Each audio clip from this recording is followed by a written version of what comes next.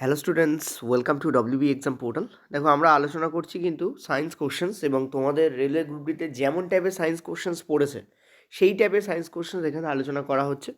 এটা টাইমে হয়তো ম্যারাথন হবে না, কিন্তু কোশ্চেনে ম্যারাথন হবে, কারণ অনেকটা কোশ্চেন্স আমরা নিয়ে এসেছি। ঠিক আছে, চলো কি বলেছে দেখো। বলেছে যে একটা 50 গ্রাম এবং 10 গ্রাম দুটো সাবস্ট্যান্সকে বিক্রিয়া করানো হচ্ছে। মানে এখানে একটা সাবস্ট্যান্স রয়েছে যেটা 15 গ্রাম, আর এখানে একটা সাবস্ট্যান্স রয়েছে যেটা হচ্ছে 10 গ্রাম। ঠিক আছে, অর্থাৎ এগুলো কী দেওয়া রয়েছে, এগুলো হচ্ছে ভর দেওয়া রয়েছে। কারণ দেখতে পাচ্ছি এখানে গ্রাম দেওয়া রয়েছে, গ্রাম হচ্ছে ভরের একক, গ্রাম আর কেজি হচ্ছে ভরের একক। ঠিক আছে, তোমাকে বলেছে এই দুটোর বিক্রিয়া করার ফলে যে নতুন পদার্থ উৎপন্ন হবে তার ভর কত হবে। তো ডেফিনেটলি এই দুটোর যোগফল হবে। অর্থাৎ মনে রাখবে, ভরের নিত্যতা সূত্র অনুযায়ী আমরা কি জানি, যে ভর বিক্রিয়ার আগে যা থাকে বিক্রিয়ার পরে সেম থাকে।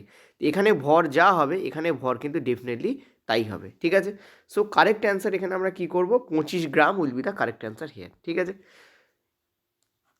এই প্রশ্নটা তোমাদের 23 তারিখ সম্ভবত দেখা গেছিলো, তো আমি তোমাদের ওখানকার প্রশ্নগুলো তোমাদের দেওয়া হয়নি। এখানে ওখানকার থেকে কিছু প্রশ্ন আছে, প্লাস নতুন প্রশ্নও আছে। ঠিক আছে, মানে পরের প্রশ্নটাই নতুন প্রশ্ন। চলো দেখো, নিউটন সংখ্যা, প্রোটন সংখ্যা এবং ইলেকট্রন সংখ্যা, এই পুরো পার্টটার উপরে কিন্তু প্রচুর প্রশ্ন রেলওয়েতে আসছে। তার উপর বেস করে আমি তোমাদের প্রশ্ন রেখেছি, what is the proton number of 12 carbon 6 এবং 14 কার্বন 6। মানে কার্বনের যে আইসোটোপ আছে তার মধ্যে 12, 13, 14 এই 3 টাইপের হয়। তো এখানে আমরা দেখছি যে 12 আর 14 দেওয়া আছে। তো এই ওপরে যেগুলো লেখা থাকে এগুলো কি, আমরা জানি এগুলো হচ্ছে তোমাদের ভর সংখ্যা লেখা থাকে। ঠিক আছে, ওপরে যেগুলো লেখা থাকে সেগুলো কি ভর সংখ্যা, আর নিচে এইখানে যেগুলো লেখা থাকে এগুলো হচ্ছে তোমাদের প্রোটন সংখ্যা। ঠিক আছে, তো এখানে বলেছে প্রোটন সংখ্যা কত, তো ডেফিনেটলি অ্যান্সার তোমাদের 660 আছে। দেখো, বেসিক্যালি এরা হচ্ছে আইসোটোপ। এরা কি, এরা হচ্ছে আইসোটোপ। আর আমরা জানি আইসোটোপের লাস্টে পি থাকে, যেটা থাকে সেটা কিন্তু তোমাদের সেম হয়। ঠিক আছে, তো আইসোটোপগুলো প্রথম কথা হচ্ছে একই মৌলের পরমাণু। যেমন এটা কার্বন, তো এটাও কার্বনকেই নিতে হবে, দুটো একই মৌলের পরমাণু হতে হবে প্রথম কথা। যদি আমি এখানে আইসোটোনের কথা বলি, আইসোটোন, আইসোটোনের ক্ষেত্রে আমরা দেখবো এখানে একটা এন থাকে। এন, এন মানে এখানে কি নিউট্রন সংখ্যা সমান হবে। তবে আইসোটোনগুলো কিন্তু একই মৌলের পরমাণু হয় না, নিউট্রন সংখ্যা, নিউট্রন সংখ্যা কী হবে, সেম হবে এক্ষেত্রে। তো এরকমই কিছু ব্যাপার আছে, তোমরা একটু দেখে রেখো। তো correct answer will be this, দুটোরই 6 আর 6 হবে। ঠিক আছে, যদি বলে এখানে পয়েন্ট টু মিনিট, যদি এখানে নিউট্রন সংখ্যা কত, তবে একটার হবে তোমাদের 6 আর একটার হবে তোমাদের 8। ঠিক আছে, কারণ নিউট্রন সংখ্যা ডিফারেন্ট হয়ে যায়। আইসোটোনে এক থাকে, কিন্তু আইসোটোপ বলেছে, আইসোটোপে কিন্তু প্রোটন সেম। ঠিক আছে, প্রোটন সেম, কিন্তু নিউট্রন ডিফারেন্ট। ঠিক আছে, কিন্তু নিউট্রন কী হবে, ডিফারেন্ট হবে। এটা একটু মনে রেখো। পরেরটায় চলো। নেক্সট তোমাদের বলছে একটি যানবাহনে ওডোমিটার যাত্রা শুরুতে 3000 কিলোমিটার এবং যাত্রা শেষে 3200 কিলোমিটার দেখায়। মোট সময় 4 ঘন্টা হলে গড় গতি কত। দেখো, ক্লিয়ারলি এক জিনিস, ওডোমিটার কী কাজে লাগে, কোনো গাড়ি যাত্রা শুরু করেছে, পয়েন্ট টু বি নোটেড, যাত্রা শুরু করেছে এবং কোনো গাড়ি যাত্রা শেষ করছে। ঠিক আছে, এদের মাঝখানে যে ডিস্ট্যান্স হয় সেই ডিস্ট্যান্সটা ওডোমিটারে মাপা হয়। তো যাত্রা শুরুতে 3000 দেখাচ্ছিল, মানে এইখানে তোমাদের 3000 কিলোমিটার এ অলরেডি এক্স পয়েন্টে যখন দাঁড়িয়ে আছে ও 3000 কিলোমিটার অতিক্রম করেছে। আর যখন ওয়াই পয়েন্টে যাচ্ছে এটা তোমাদের 3200 কিলোমিটার দেখাচ্ছে। তার মানে এখানে 200 কিলোমিটারই কিন্তু ও যাত্রা করছে। ঠিক আছে, কারণ 3000 থেকে 3200, সো 200 কিলোমিটার যাত্রা করেছে। ওকে, এবং কত ঘন্টায় যাত্রা করেছে আমরা দেখতে পাচ্ছি এটা 4 ঘন্টায় যাত্রা করেছে। সো কারেক্ট অ্যান্সার কী হবে তোমাদের 50 kilometre per hour. This will be the correct answer here. ঠিক আছে, কারণ অ্যাভারেজ স্পিড বলেছে, সো ডাইরেক্ট করলেই হয়ে যায়, আর কিছু এখানে করার টোটালি দরকার নেই। ঠিক আছে, এটা সিম্পল ম্যাথের কোশ্চেন্স, ওই ওডোমিটার দিয়ে ফিজিক্সের মতো করে দিয়েছে। চলো, এটা তোমাদের আজকের ফার্স্ট শিফটের কোশ্চেন্স ছিল এই টাইপের। Which of the following is a example of A homogeneous mixture. Homogeneous mixture কোনগুলো, দেখো এটা রিপিটেড কোশ্চেন্স। তোমরা জানো যে হোমোজেনাস মিক্সচার এমন মিক্সচার যেখানে আমরা দেখব যে মিশ্রণ একে অপর থেকে আলাদা হচ্ছে এমন নয়, এবং যদি এই জায়গায় তার প্রপোর্শন x:2, y:z, ধরো এর মধ্যে 3টে জিনিস মিশ্রিত করা আছে, 1:2:3 হয়। ঠিক আছে, তাহলে আমরা যদি ওইটাকে আরেক জায়গায় নিয়ে যাই তাহলে এখানেও এর মিশ্রণ x:y:z, আমরা এটাই পাবো 1:2:3 পাবো। অর্থাৎ এই মিশ্রণটাকে তুমি যেখানেই যাও না কেন তুমি সেম ফরম্যাটেই পাবে, এবং এটা প্রচণ্ডভাবে মিশ্রিত অবস্থা থাকে। অর্থাৎ তুমি কোনো উপাদানকে আলাদাভাবে সেপারেট অবস্থায় দেখতে পাবে না। ঠিক আছে, এরকম একটা মিশ্রণ এখানে কোনটা নিজেরাই একবার বলো। সেটা হচ্ছে তোমাদের এয়ার, বাতাস। যদি জল আর ওয়াটারের কথা ভাবো তাহলে কী হয়, জল নিচে আর তরল ওপরে, মানে অয়েল ওপরে ভাসমান অবস্থায় থাকে। সেটা কারেক্ট অ্যান্সার নয়, কারণ সেপারেট অবস্থাতেই থাকে। ঠিক আছে, কারণ উপরে আমরা অয়েলের কনসেন্ট্রেশন বেশি দেখতে পাবো, যত আমরা নিচে যাব তত আমরা জলের কনসেন্ট্রেশন বেশি দেখতে পাবো। তো আমরা রেশিও সেম হবে না। এই জায়গা থেকে যদি নেই তেলের রেশিও বেশি, এখান থেকে যদি নেই তেলের রেশিও কম হবে। নেক্সট, স্যান্ড আর আয়রন ফিলিংসের ক্ষেত্রে এক্স্যাক্টলি সেমটা ঘটে, তো এটা অ্যান্সার নয়। জল আর চক পাউডারও নয়। ঠিক আছে, তো কোলয়েড এবং প্রলম্বন তো সাসপেনশন এরা কিন্তু হোমোজেনাস মিক্সচার হয় না। ঠিক আছে, আচ্ছা, এটা তোমাদের নেক্সট কোশ্চেন ছিল, পরের পেজে তোমরা পেয়ে যাবে। এটা আরেকটা নেক্সট কোশ্চেন। ঠিক আছে, এই কোশ্চেনসটা চলো নেক্সট পরের পেজে চলো। তো এখানে অ্যান্সার কী হবে তোমাদের, বি আমাদের কারেক্ট অ্যান্সার হবে। নেক্সট প্রশ্ন, এটাও আজকে ফার্স্ট শিফটের টাইপের প্রশ্ন। বলেছে যে নিম্নলিখিতগুলির মধ্যে কোনটি অঙ্গজ প্রজননের সুবিধা নয়। দেখো, পয়েন্ট টু বি নোটেড, ভালো করে মাথা রাখবে। অঙ্গজ জনন করা হয় এই কারণে যাতে উদ্ভিদের, মানে যে নতুন গাছ তৈরি হচ্ছে তার বৃদ্ধি দ্রুত হয় এবং সে দ্রুত ফল দিতে পারে। ঠিক আছে, ক্লিয়ার হয়েছে? আরেকটা জিনিস মাথা রাখবে যে এই ফলগুলোতে কিন্তু অনেক সময় পার্থেনোকার্পি করা হয়। ঠিক আছে, যার ফলে কী হয়, তাতে কিন্তু বীজহীন উদ্ভিদও কিন্তু উৎপাদন করা সম্ভব হয়।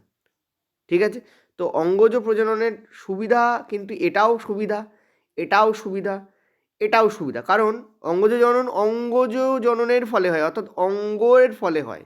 সেটা কিন্তু তোমাদের পিওর সেক্সুয়াল রিপ্রোডাকশন নয়। No need for fertilization and pollinization, অর্থাৎ নিষেক এবং পরাগায়নের প্রয়োজন হয়ই না। এটাও কিন্তু এর কি, এগুলো হচ্ছে কি, এগুলো হচ্ছে এর অ্যাডভান্টেজ, সুবিধা। ঠিক আছে, আর বীজহীন ফল উৎপাদনকে কি বলা হয় জানো, বলা হয় পার্থেনোকার্পি। এটা একটু মনে রেখো, পার্থেনোকার্পি। কালকে যদি দিয়ে দেয় তখন পয়েন্ট, মানে প্রবলেমে পড়ে যাবে। পার্থেনোকার্পি। ঠিক আছে, অ্যান্সার হবে কোনটা, ডি আমাদের কারেক্ট অ্যান্সার হবে। এটাই কিন্তু আমাদের কারেক্ট অ্যান্সার। কারণ অঙ্গজ জনন পদ্ধতিতে কিন্তু উদ্ভিদের জিনগত বৈচিত্র্য অধিক দেখা যায় না। উদ্ভিদ, এখানে যদি একটা উদ্ভিদ থাকে তার কপি এক্স্যাক্টলি এখানে তৈরি হচ্ছে। যদি এই উদ্ভিদটা ভালো ফলদায়ী হয় তাহলে আমরা চাই যে এরকম উদ্ভিদ আমাদের কাছে আরও থাকুক, কারণ ইকোনমিক্যালি লাভজনক, প্লাস যদি পার্সোনালি ইউজ করি তাহলেও লাভজনক। সুতরাং আমরা চাই এর কপি যেন এখানে তৈরি হয়। তার মানে এখান থেকে কপি করতে চাই, এক্সকে কপি করে ওয়াই বানানো হচ্ছে, তো এক্সের মতোই ওয়াই তৈরি হচ্ছে। ঠিক আছে, অর্থাৎ এক্স যদি ভালো হয় ওয়াইও ভালো হবে, এক্স যদি ভালো ফল দেয় ওয়াইও ভালো ফল দেবে, এক্স যদি মোটা বড় বড় ফল দেয় ওয়াইও মোটা বড় বড় ফল দেবে। ঠিক আছে, সুতরাং আমরা এই ডেজায়ারটা করি, আমরা ইচ্ছাটা করি, তার ফলে আমরা এক্স থেকে ওয়াইকে কপি করতে চাই, এবং তার জন্যই এই অঙ্গজনন পদ্ধতি তৈরি হয়েছে। সুতরাং এখানে কিন্তু জেনেটিক ভেরিয়েশন দেখা যায় না। তুমি যখনই সেটাকে সেক্সুয়ালি রিপ্রোডাকশন করার চেষ্টা করবে, ঠিক আছে, ফার্টিলাইজেশন করবে, পলিনেশন করবে, তখন ডেফিনেটলি জিন কপি হওয়ার সময়, প্রোটিনের কপি তৈরি হওয়ার সময় ওখানে একটা ভেরিয়েশন চলিয়ে আসবে। এক্স্যাক্ট কপি হয় না, আমরা তো তাই পড়েছি না সেক্সুয়াল রিপ্রোডাকশানে।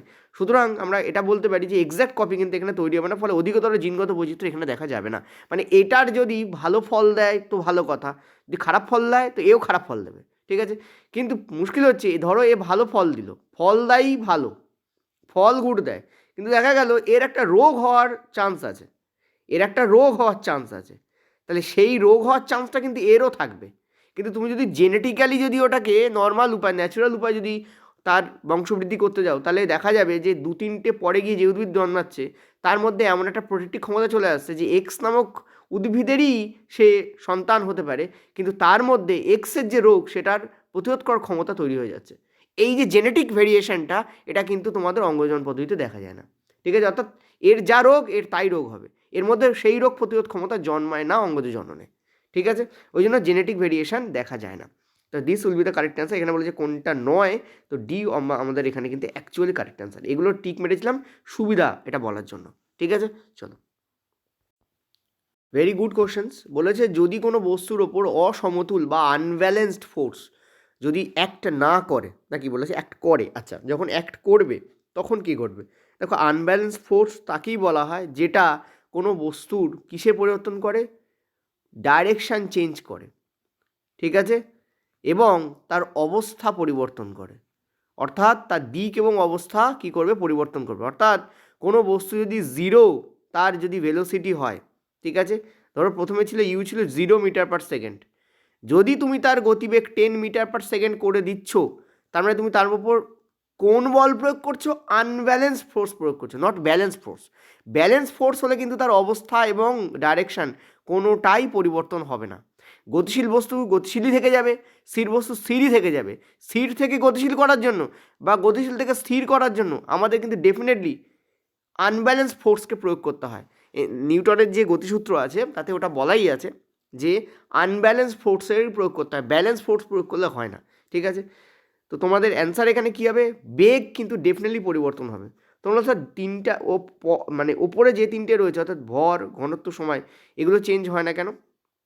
দেখো তোমাদের একটা কথা বলি, সেটা হচ্ছে যে পয়েন্ট টু বি নোটেড, খুবই ইম্পর্টেন্ট জিনিস, এটা মনে রাখবে। সেটা হচ্ছে যে ভর আর সময় তো চেঞ্জ হবে না, ঠিক আছে, কারণ এগুলো হচ্ছে তোমাদের বলতে পারো মৌলিক একক, মৌলিক রাশির একক। তো মৌলিক রাশিগুলো নর্মালি চেঞ্জ হয় না, ঠিক আছে। যেমন ভর এবং সময় এগুলো হচ্ছে মৌলিক রাশির, এগুলো কিন্তু চেঞ্জ হয় না, ঠিক আছে। এটা কিন্তু একটু মাথায় রাখবে। ডেনসিটির ক্ষেত্রে এখানে অপশান ডেনসিটি দিয়েছে বটে, কিন্তু একটা জিনিস মনে রাখবে যে বেগের পরিবর্তন হলে অসময় ডেনসিটি পরিবর্তন হয়। যদিও এখানে more correct option is this, more correct option is this, ঠিক আছে, এটা মনে রাখবে। More correct option is this. তোমরা বললে কী করে হচ্ছে স্যার? দেখো ঘনত্বের ক্ষেত্রে একটা জিনিস তোমাদের একটু বলি, হুইচ ইজ ভেরি ইম্পর্টেন্ট। ঘনত্ব সমান সমান কী আমরা জানি? ঘনত্ব সমান সমান আমরা জানি ভর বাই আয়তন, ঠিক আছে। ঘনত্ব সমান সমান কি? ভর বাই আয়তন। দেখো ভর তো চেঞ্জ হবে না শিওর, কিন্তু আয়তন চেঞ্জ হতে পারে, ঠিক আছে। আয়তন চেঞ্জ কি হতে পারে? আয়তন আনব্যালেন্স ফোর্স প্রয়োগের ফলে আয়তন চেঞ্জ হতে পারে, ঠিক আছে। তুমি একটা গার্ডারকে এই অবস্থায় রেখেছো, ঠিক আছে, তুমি যদি তাকে চওড়া করে দাও, ধরো একটা এমন একটা এখানে তোমাদের কৌটো আছে, যে কৌটোটা এমনভাবে তৈরি যে কৌটোটাকে কিন্তু কি করা যায় বলতে পারো যে বল প্রয়োগ করে তাকে ফোলানো যায়, ঠিক আছে। একটা বেলুনই ধরো, সাপোজ কৌটো নম্বরটা বেলুন বললে বেটার হতো। তাহলে বেলুন চুপসে থাকে যখন, তখন তার অল্প তুমি ফুঁ দিলে তখন তার আয়তন অল্প হলো। তুমি তাকে বেশি ফুঁ দাও তখন তার মধ্যে কী হচ্ছে? আয়তন বেশি পরিমাণ বায়ু ঢুকছে, হয়ে যাচ্ছে, ঠিক আছে। তো এইটা ফ্যাক্টর কাজ করে, সো আয়তন চেঞ্জ হয়। কিন্তু এখানে যেহেতু মোর বেটার অপশান হচ্ছে তোমাদের ভেলোসিটি, ঠিক আছে, this will be the correct option. এটা তোমাদের বলছি, তো এটাই অ্যান্সার হবে, বি এখানে কারেক্ট অ্যান্সার হবে। বুঝতে পারলাম? চলো, আচ্ছা এখানে আরেকটা ছোট্ট কথা বলার জন্য ফিরে এলাম, সেটা হচ্ছে এই ঘনত্বটা মেনলি কিন্তু গ্যাসের ক্ষেত্রেই চেঞ্জ হতে পারে, যেমন বেলুনে বললাম, ঠিক আছে। তো আনব্যালেন্স ফোর্স দিয়ে ঘনত্ব চেঞ্জ করা যায়, যায় না তা নয়, কিন্তু সেটা গ্যাসের ক্ষেত্রেই অনলি হয়। ওকে, তো এখানে আমি যেটা বলতে চাইছি, মোর কারেক্ট অপশন ভেলোসিটি, ওই জন্য ভেলোসিটি অ্যান্সার নিচ্ছে, নর্মালি তাই নেবে, ঠিক আছে। চলো পরের প্রশ্ন। If an object is placed at the principal focus of A convex lens, ঠিক আছে, প্রিন্সিপাল ফোকাস, এই হচ্ছে তোমাদের কনভেক্স লেন্স, তার প্রিন্সিপাল ফোকাসে তোমাদের কি করা হয়েছে? এই হচ্ছে তোমাদের প্রিন্সিপাল ফোকাস, দেখতে পাচ্ছ এই এখানে হচ্ছে প্রিন্সিপাল ফোকাস, এই principal focus, this is the principal focus. এই প্রিন্সিপাল ফোকাসে তোমাদের একটা বস্তুকে প্লেস করা হয়েছে। তোমরা বলছো এইদিকে তো প্লেস করা হয় না, হয় না, এদিকেই ফোকাসটা থাকে অ্যাকচুয়ালি, কিন্তু আমরা কি করব, আমরা যখন বস্তুকে প্লেস করি তখন এই সেম ডিস্টেন্সে আমরা বাম দিকে চলে যাব, গিয়ে এরকম জায়গায় বস্তুকে প্লেস করব। এটাকে আমরা এই মুহূর্তে ফোকাস ধরে নেব, ঠিক আছে।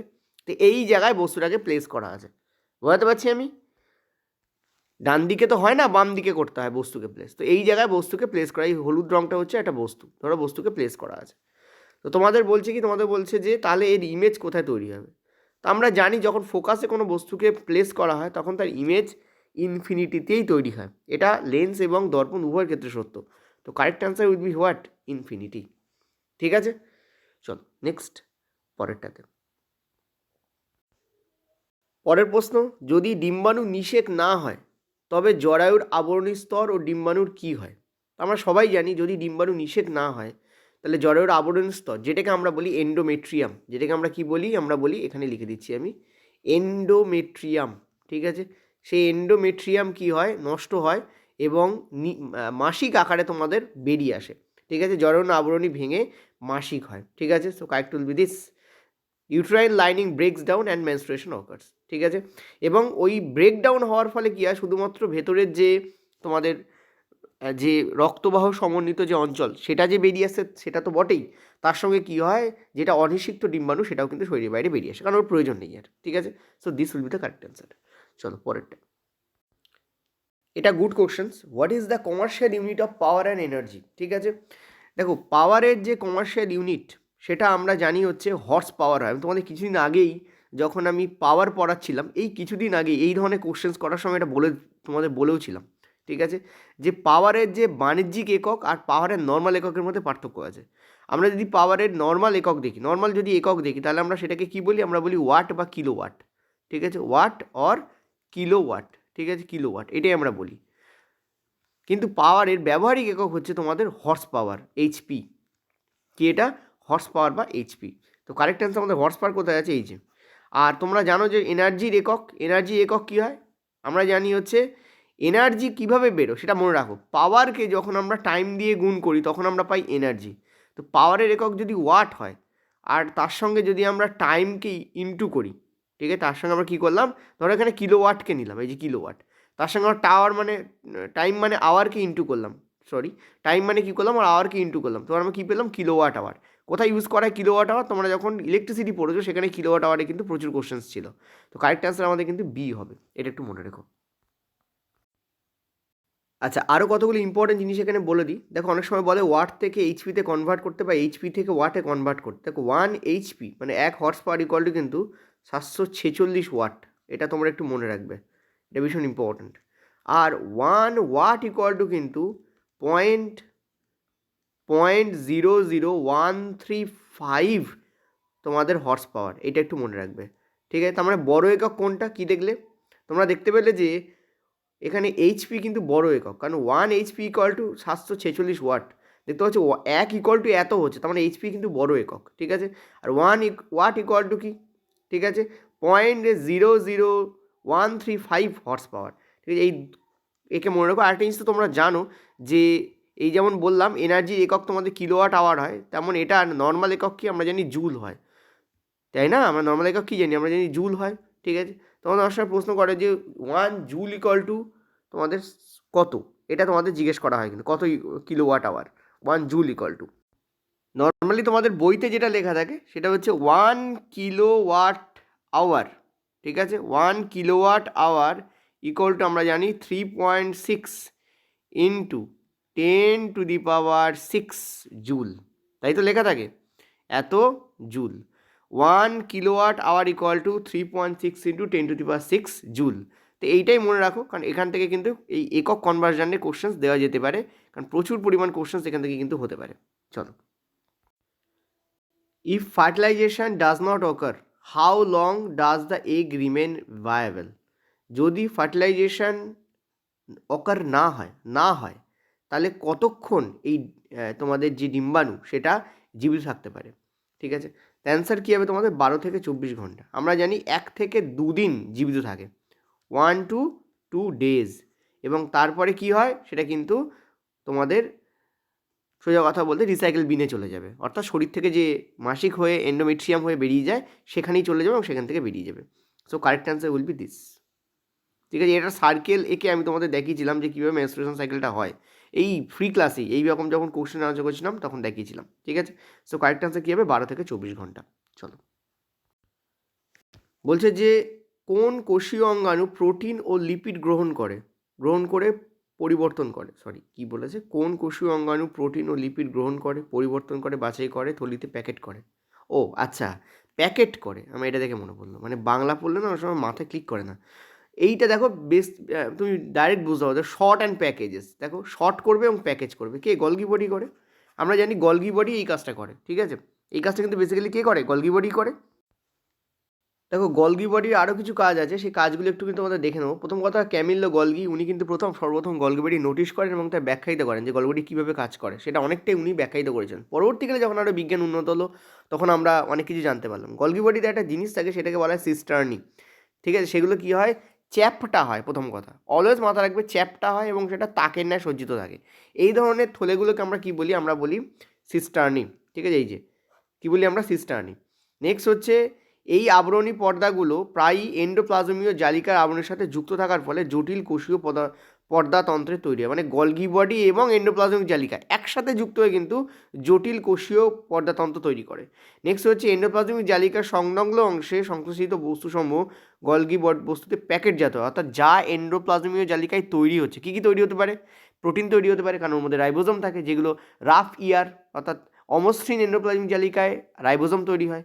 ঠিক আছে, আর আমরা জানি যে মসৃণ এন্ডোপ্লাজমিক জালিকায় লিপিড তৈরি হতে। এই যে দুটো জিনিস তৈরি হচ্ছে, এগুলো প্যাকেটজাত করা, ও তো তৈরি করে দিল, প্যাকেট কে করবে? গলগি বডি করে, ঠিক আছে।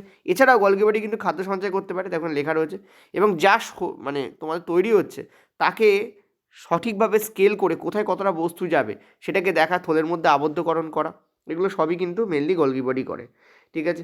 এছাড়া গলগি বডি কিন্তু সরল শর্করা থেকে জটিল শর্করা তৈরি করতে পারে, অর্থাৎ সরল জিনিস থেকে জটিল জিনিস তৈরি করতে পারে, ঠিক আছে। নেক্সট কি, গলগি বডি কিন্তু লাইসোজোমও সংশ্লেষ করতে পারে। তো এই হচ্ছে তোমাদের টোটাল, দেখো গলগি বডি কিছু কাজ রয়েছে, 9 বই পড়লেই হয়ে যাবে, এখান থেকেই তোমাদের কোশ্চেন্স মেনলি আসছে এই টাইপটা থেকে। চলো নেক্সট প্রশ্ন, according to biology what is the primary and main objective of all living organism? ঠিক আছে, বায়োলজিতে তোমাদের সকল জীবের প্রধান উদ্দেশ্য কী? দেখো আমরা নর্মালি যখন দেখি একটা তোমাদের জীব, তাহলে জীবের প্রধান মানে যে উদ্দেশ্য সেটা হচ্ছে তোমাদের কিন্তু অস্তিত্ব বজায় রাখা। তুমি দেখবে যে একটা জীব, এটা তোমরা যখন হেরিডিটি এবং বংশগতি পড়বে সেখানে তোমরা বেটার জানতে পারবে যে একটা জীবের প্রাথমিক উদ্দেশ্য হচ্ছে তার কিন্তু অস্তিত্ব বজায় রাখা। তোমরা দেখবে প্রজনন করতে গিয়ে কিন্তু জীবের এনার্জি নষ্ট হয়। তোমরা যদি প্রোডাকশনের ফার্স্ট প্যারাগ্রাফটা পড়ো, ওখানে লেখা আছে যে প্রজনন করতে গিয়ে কিন্তু এনার্জি লস হয়। তাহলে বডি এমন কোনো কাজ কেন করতে দেয় যেখানে এনার্জি লস হচ্ছে? বডির তো এনার্জি দরকার, ঠিক আছে। আমরা জানি পৃথিবীতে কোনো কাজই তার কারণ ছাড়া হয় না, এটা পয়েন্ট টু বি নোটেড। পৃথিবী এরমভাবেই তৈরি, ঠিক আছে।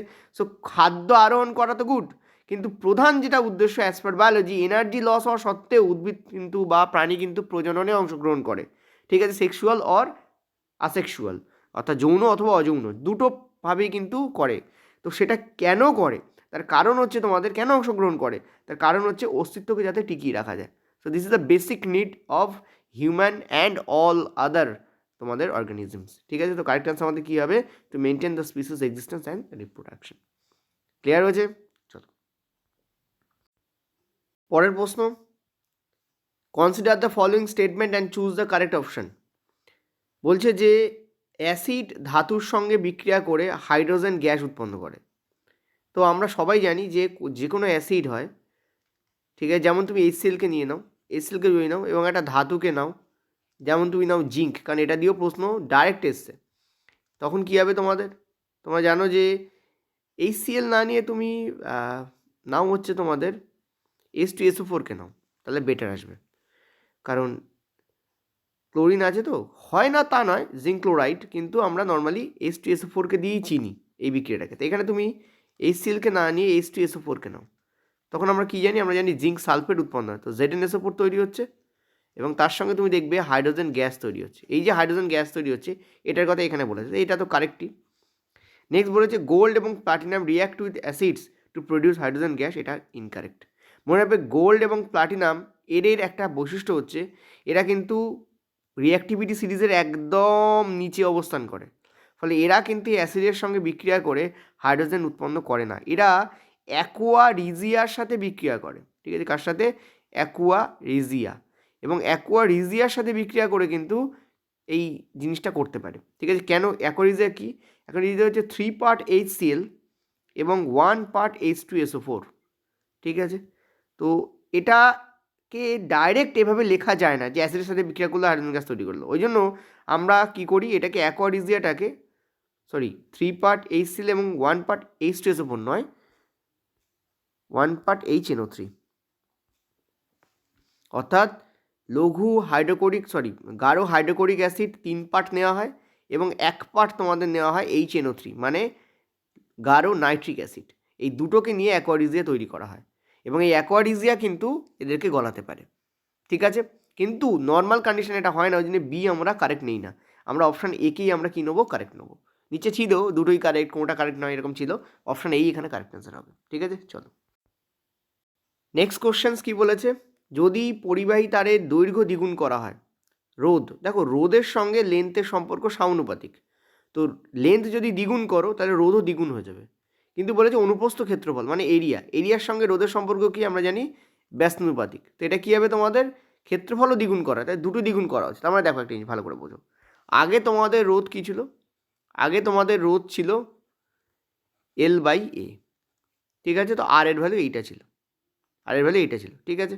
তোমরা একটা কাজ করতে পারো, এখানে ডাইরেক্ট ইকুয়াল টু দিয়ে করতে পারো, বাট এখানে রেজিস্ট্যান্স বলে একটা জিনিস আসবে, ওই জন্য ইকুয়াল টু দেওয়া উচিত না, বাট আমি তোমাদের বোঝাচ্ছি বলে বলছি, ঠিক আছে। এটা হচ্ছে R1 ছিল, R2 কী হয়ে গেছে, R2 হয়ে গেছে, এটা তোমাদের L ডবল হয়ে গেছে, ভালো করে বুঝবে, এটা ডবল হয়ে গেছে, ঠিক আছে। আর তলায় আমাদের কী আসবে, আমাদের এইটা আসবে, অর্থাৎ এই যে এটা আমাদের ধরো এখানে কি বলেছে দ্বিগুণ হচ্ছে। তো বেসিক্যালি কি হয়, আগে ছিল এইটা, এখন হচ্ছে দেখো এইটা, ভালো করে বোঝো, আগে ছিল এইটা, এখন হচ্ছে এইটা, তার মানে এই দুই দুই কেটে যাচ্ছে, তো সো আগেরটাই দেখো হয়ে যাবে, বুঝতে পারছি আমি। দেখো আগেও L/A ছিল, এখনও L/A চলে আসবে, তো কারেক্ট আনসার কী হবে, অপরিবর্তিত থাকবে। বোঝাতে পারলাম, this is the correct answer. চলো,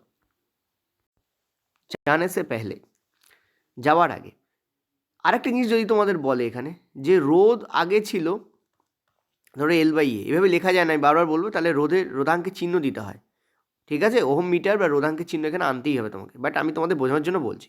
আগে এটা ছিল, দেখা গেল পরে দৈর্ঘ্য দ্বিগুণ হলো আর এরিয়া হয়ে গেল 4 গুণ, তখন কি হবে, দেখো তখন এই দুই দুই কেটে যায়, সেখানে বেসিক্যালি তুমি দেখতে পাচ্ছ হাফ এলে হয়ে গেছে, অর্থাৎ আগে এলে ছিল, এখন হাফ এলে, তখন আগের থেকে এটা অর্ধেক হয়ে যাবে, তখন কিন্তু অর্ধেক হবে।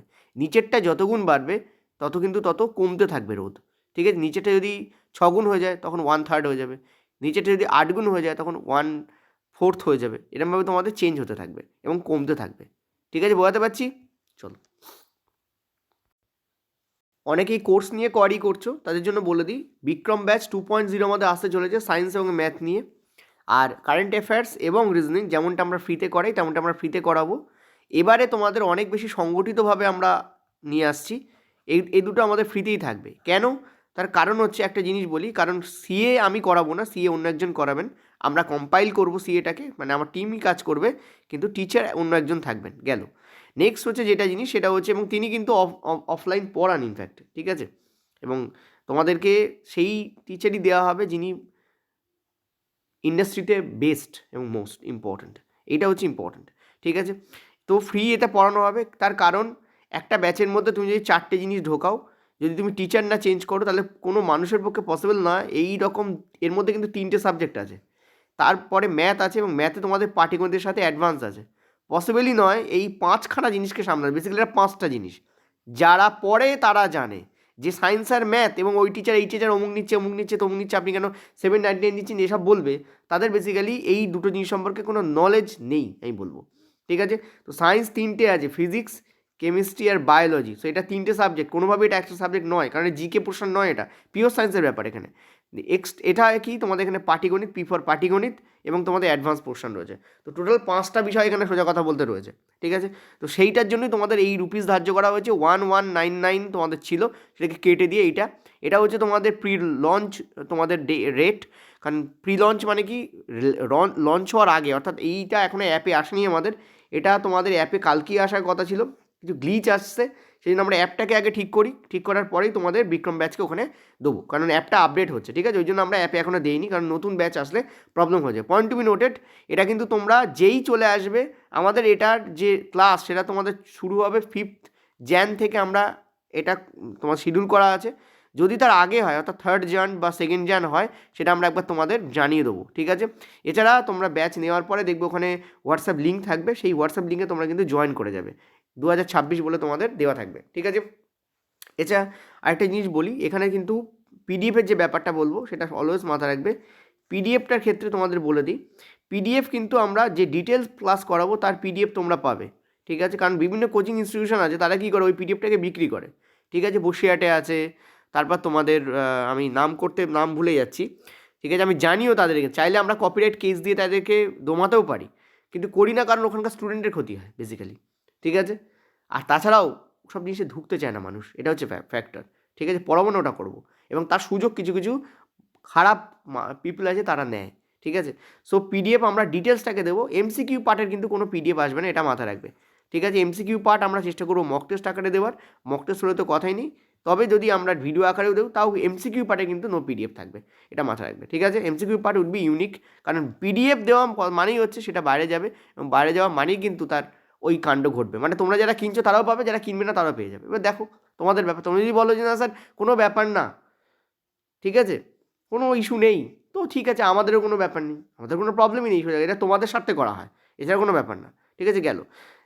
নেক্সট হচ্ছে তোমাদের এটা ভিওডি এবং লাইভ ব্যাচ থাকবে, অর্থাৎ ভিওডি শব্দের অর্থ হচ্ছে রেকর্ডেড ভাবেও তোমাদের এর মধ্যে ভিডিও থাকবে, লাইভভাবেও ভিডিও থাকবে। 70% লাইভ এবং 30% রেকর্ডেডভাবে তোমরা পাবে, অর্থাৎ 7:3 অনুপাতে তোমাদের ব্যাপারটা কিন্তু ভাঙবে। তার কারণ কি? তার কারণ হচ্ছে কিছু কিছু চ্যাপ্টার আছে, যেমন খাদ্যের প্রক্রিয়াকরণ, এই চ্যাপ্টারগুলো আমরা এবারে করাবো, কারণ আগেরবার কোশ্চেন এসছে। রোগের ব্যাপারেও আমরা কাজ কিছুটা এগিয়ে রাখবো, কারণ এগুলো দিয়ে কোশ্চেন যদি বাই চান্স আসে, কারণ সিলেবাস বহির্ভূত কোশ্চেন এসছে এবারে, তো নেক্সট বারেও আসতে পারে, হয়তো এবারে এই চ্যাপ্টার তুলেছে, পরের ওই চ্যাপ্টার তুলে দিল, ঠিক আছে, যেটা সিলেবাসের বাইরে। তো ওই জন্য আমরা করাবো, গেল এক। সেই জন্য এই চ্যাপ্টারগুলোকে কিন্তু রেকর্ডের ভার্সনে দিলে দ্রুত 3-4টে, 2 কি 3টে ভিডিওতেই কমপ্লিট হয়ে যাবে, ঠিক আছে, অনেক সময় একটা ভিডিওতে কমপ্লিট হয়ে যায়। তো এই চ্যাপ্টারগুলো ছোটো চ্যাপ্টার, এই চ্যাপ্টারগুলোকে আমরা রেকর্ডের ভার্সনে দিয়ে তোমাদের তাড়াতাড়ি করাবো। আর যেগুলো লাইভ হবে সেগুলো তো আমরা, যেমন বড় বড় চ্যাপ্টার, তোমরা বলছো ম্যাগনেটের আলো কি এবারেও আসবে, এবারে ডেফিনেটলি ম্যাগনেটের আলো থেকে কোশ্চেন তোমরা দেখতে পাবে। কারণ অনেকে ভেবে নিয়েছে 9 থেকে কোশ্চেন আসবে, এরপরে কিন্তু টিসিএস টুইস্ট করবে, করে 10th পার্ট বেশি দিতে আরম্ভ করবে, ঠিক আছে। সো স্ট্র্যাটেজি এবং অন্য কিছু তো আছেই, সেটা তো থাকবেই। এই নাম্বারে তোমরা কিন্তু হোয়াটসঅ্যাপ করতে পারো, যারা হোয়াটসঅ্যাপ করেছো কালকে তাদের অনেককে রিপ্লাই দেওয়া হয়েছে। মানে আমাদের হোয়াটসঅ্যাপ খুললেই এত বেশি এসএমএস আসছে যে আমরা হোয়াটসঅ্যাপে রিপ্লাই দিতে না দিতেই প্রচুর এসএমএস চলে আসছে, ওই জন্য বাকি থাকছে। এবং অ্যাডমিন চেষ্টা করছেন সেটাকে হ্যান্ডেল করার, ওখানে 2জন ব্যক্তিও ওটাকে মানে সাফিসিয়েন্ট হচ্ছে না ব্যাপারটাকে হ্যান্ডেল করার জন্য। তো আমরা চেষ্টা করছি যতটা সম্ভব তোমাদের রিপ্লাই দেওয়া। যারা রিপ্লাই পাওনি তারা একটু ধৈর্য ধরো, ঠিক আছে, তোমাদের রিপ্লাই ডেফিনেটলি আসবে। ওকে, প্রত্যেককে লিঙ্ক দিয়ে দেওয়া হবে, চিন্তা করার কারণে এখনও অ্যাপে আসেনি, চলে আসবে। চলো নেক্সট কোশ্চেন্সে যাই আমরা। কি বলছে দেখো, বলছে if the potential energy of an object is 480, তার মানে কি mgh। আচ্ছা, তোমাদের লাল কালি নিতে হবে, লাল নেই কালোই নেই, ঠিক আছে। তোমাদের বলেছে m ইন্টু জি ইন্টু হাইট অর্থাৎ h, সেটা আমাদের কত বলেছে 480 জুল। মাস বলেছে আমাদের কত, এই যে মাস, সেটা আমাদের কত বলেছে 12 KG. Acceleration due to gravity আমাদের 10 নিতে বলেছে, তো হাইট জিজ্ঞেস করেছে। এটা তো একদম নর্মাল কোশ্চেন্স, ঠিক আছে। তো দেখতেই পাচ্ছ 120 দিয়ে এটাকে কাটলে হয় 4, সে অ্যান্সার হবে তোমাদের 4 মিটার, ঠিক আছে। চলো নেক্সট পরেরটাতে। নেক্সট কোশ্চেন্স, হাইগ্রোমিটারের যে কার্যনীতি, ঠিক আছে, হাইগ্রোমিটারের যে কার্যনীতি সেটা কিসের ওপর নির্ভর করে? তা আমরা জানি সেটা আর্কিমিডিস প্রিন্সিপালের উপর নির্ভর করে, ঠিক আছে, হাইগ্রোমিটারের কার্যাবলী। দেখো নর্মালি হাইড্রোমিটার তোমাদের কি কাজে লাগে সেটা একটু বলে দিই, সেটা হচ্ছে স্পেসিফিক গ্র্যাভিটি মাপতে কাজে লাগে, ঠিক আছে, স্পেসিফিক গ্র্যাভিটি।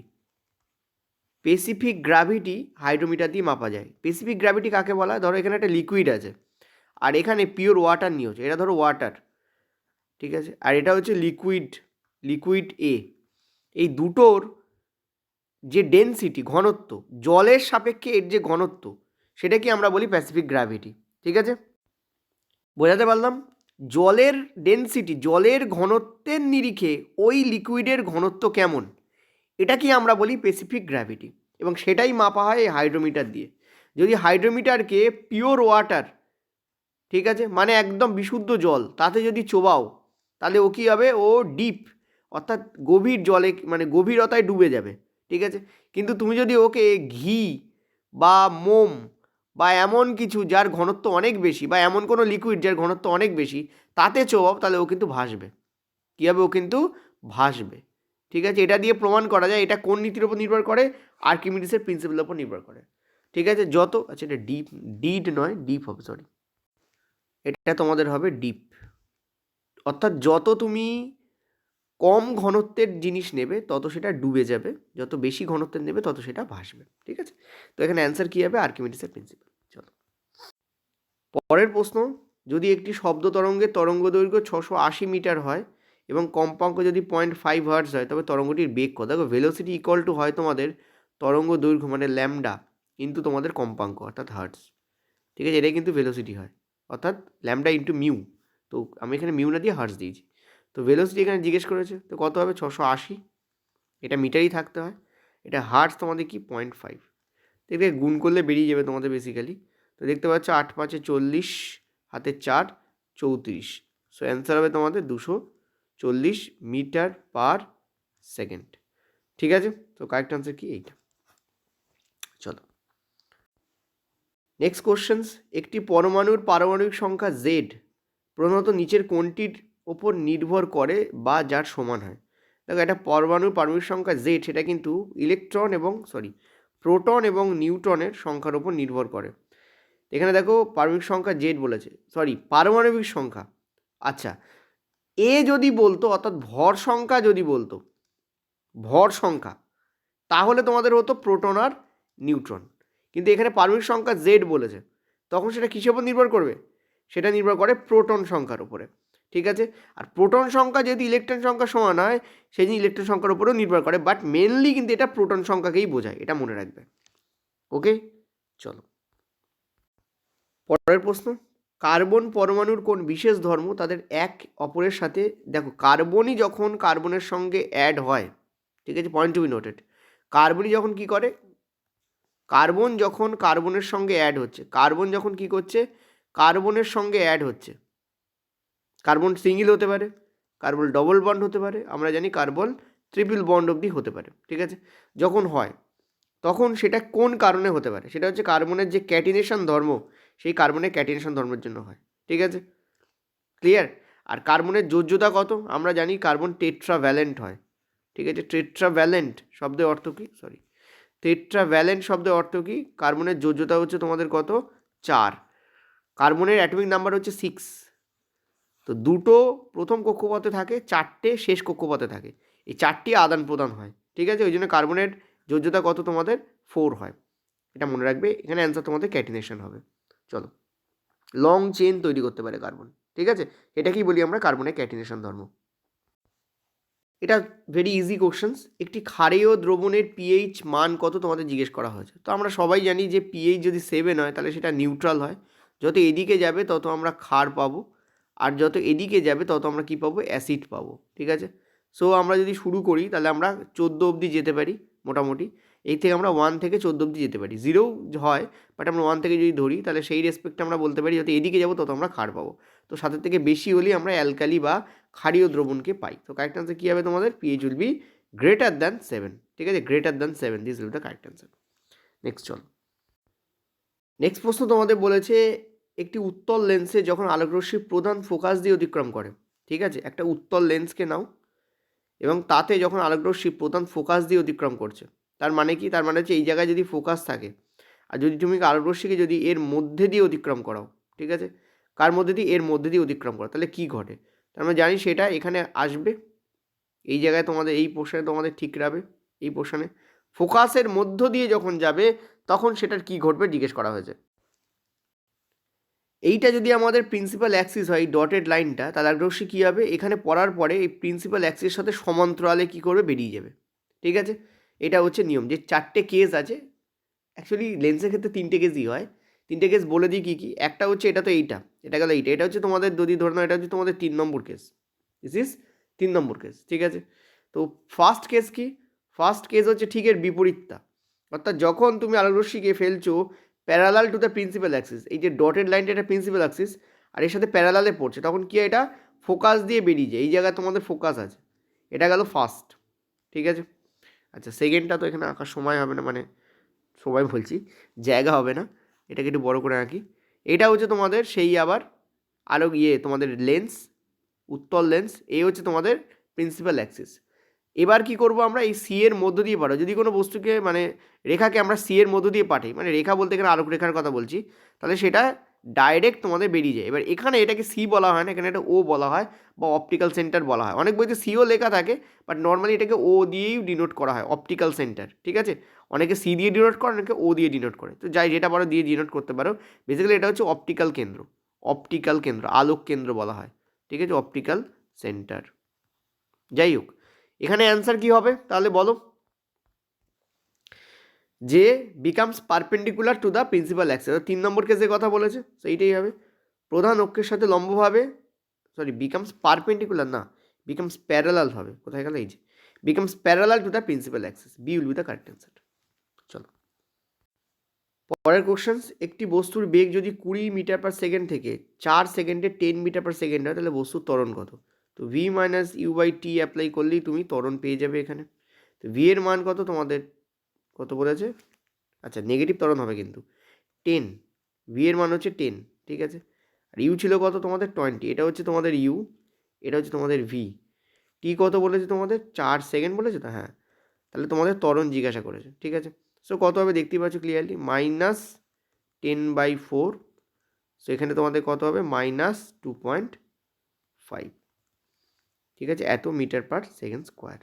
এই যে, এবং এটা মাইনাসে থাকবে। আচ্ছা, মাইনাস তো বি অপশানে আছে, সো বি অপশানটা দাও, বি অপশান। এই যে, চলো পরের প্রশ্ন, নিচের কোন হাইড্রোকার্বন শৃঙ্খল বিশিষ্ট শাখা বিশিষ্ট শৃঙ্খল গঠন করে? দেখো এটা একটুখানি তোমাদের বেসিক্যালি বলি, এটাকে আইসোমারিজম বলে।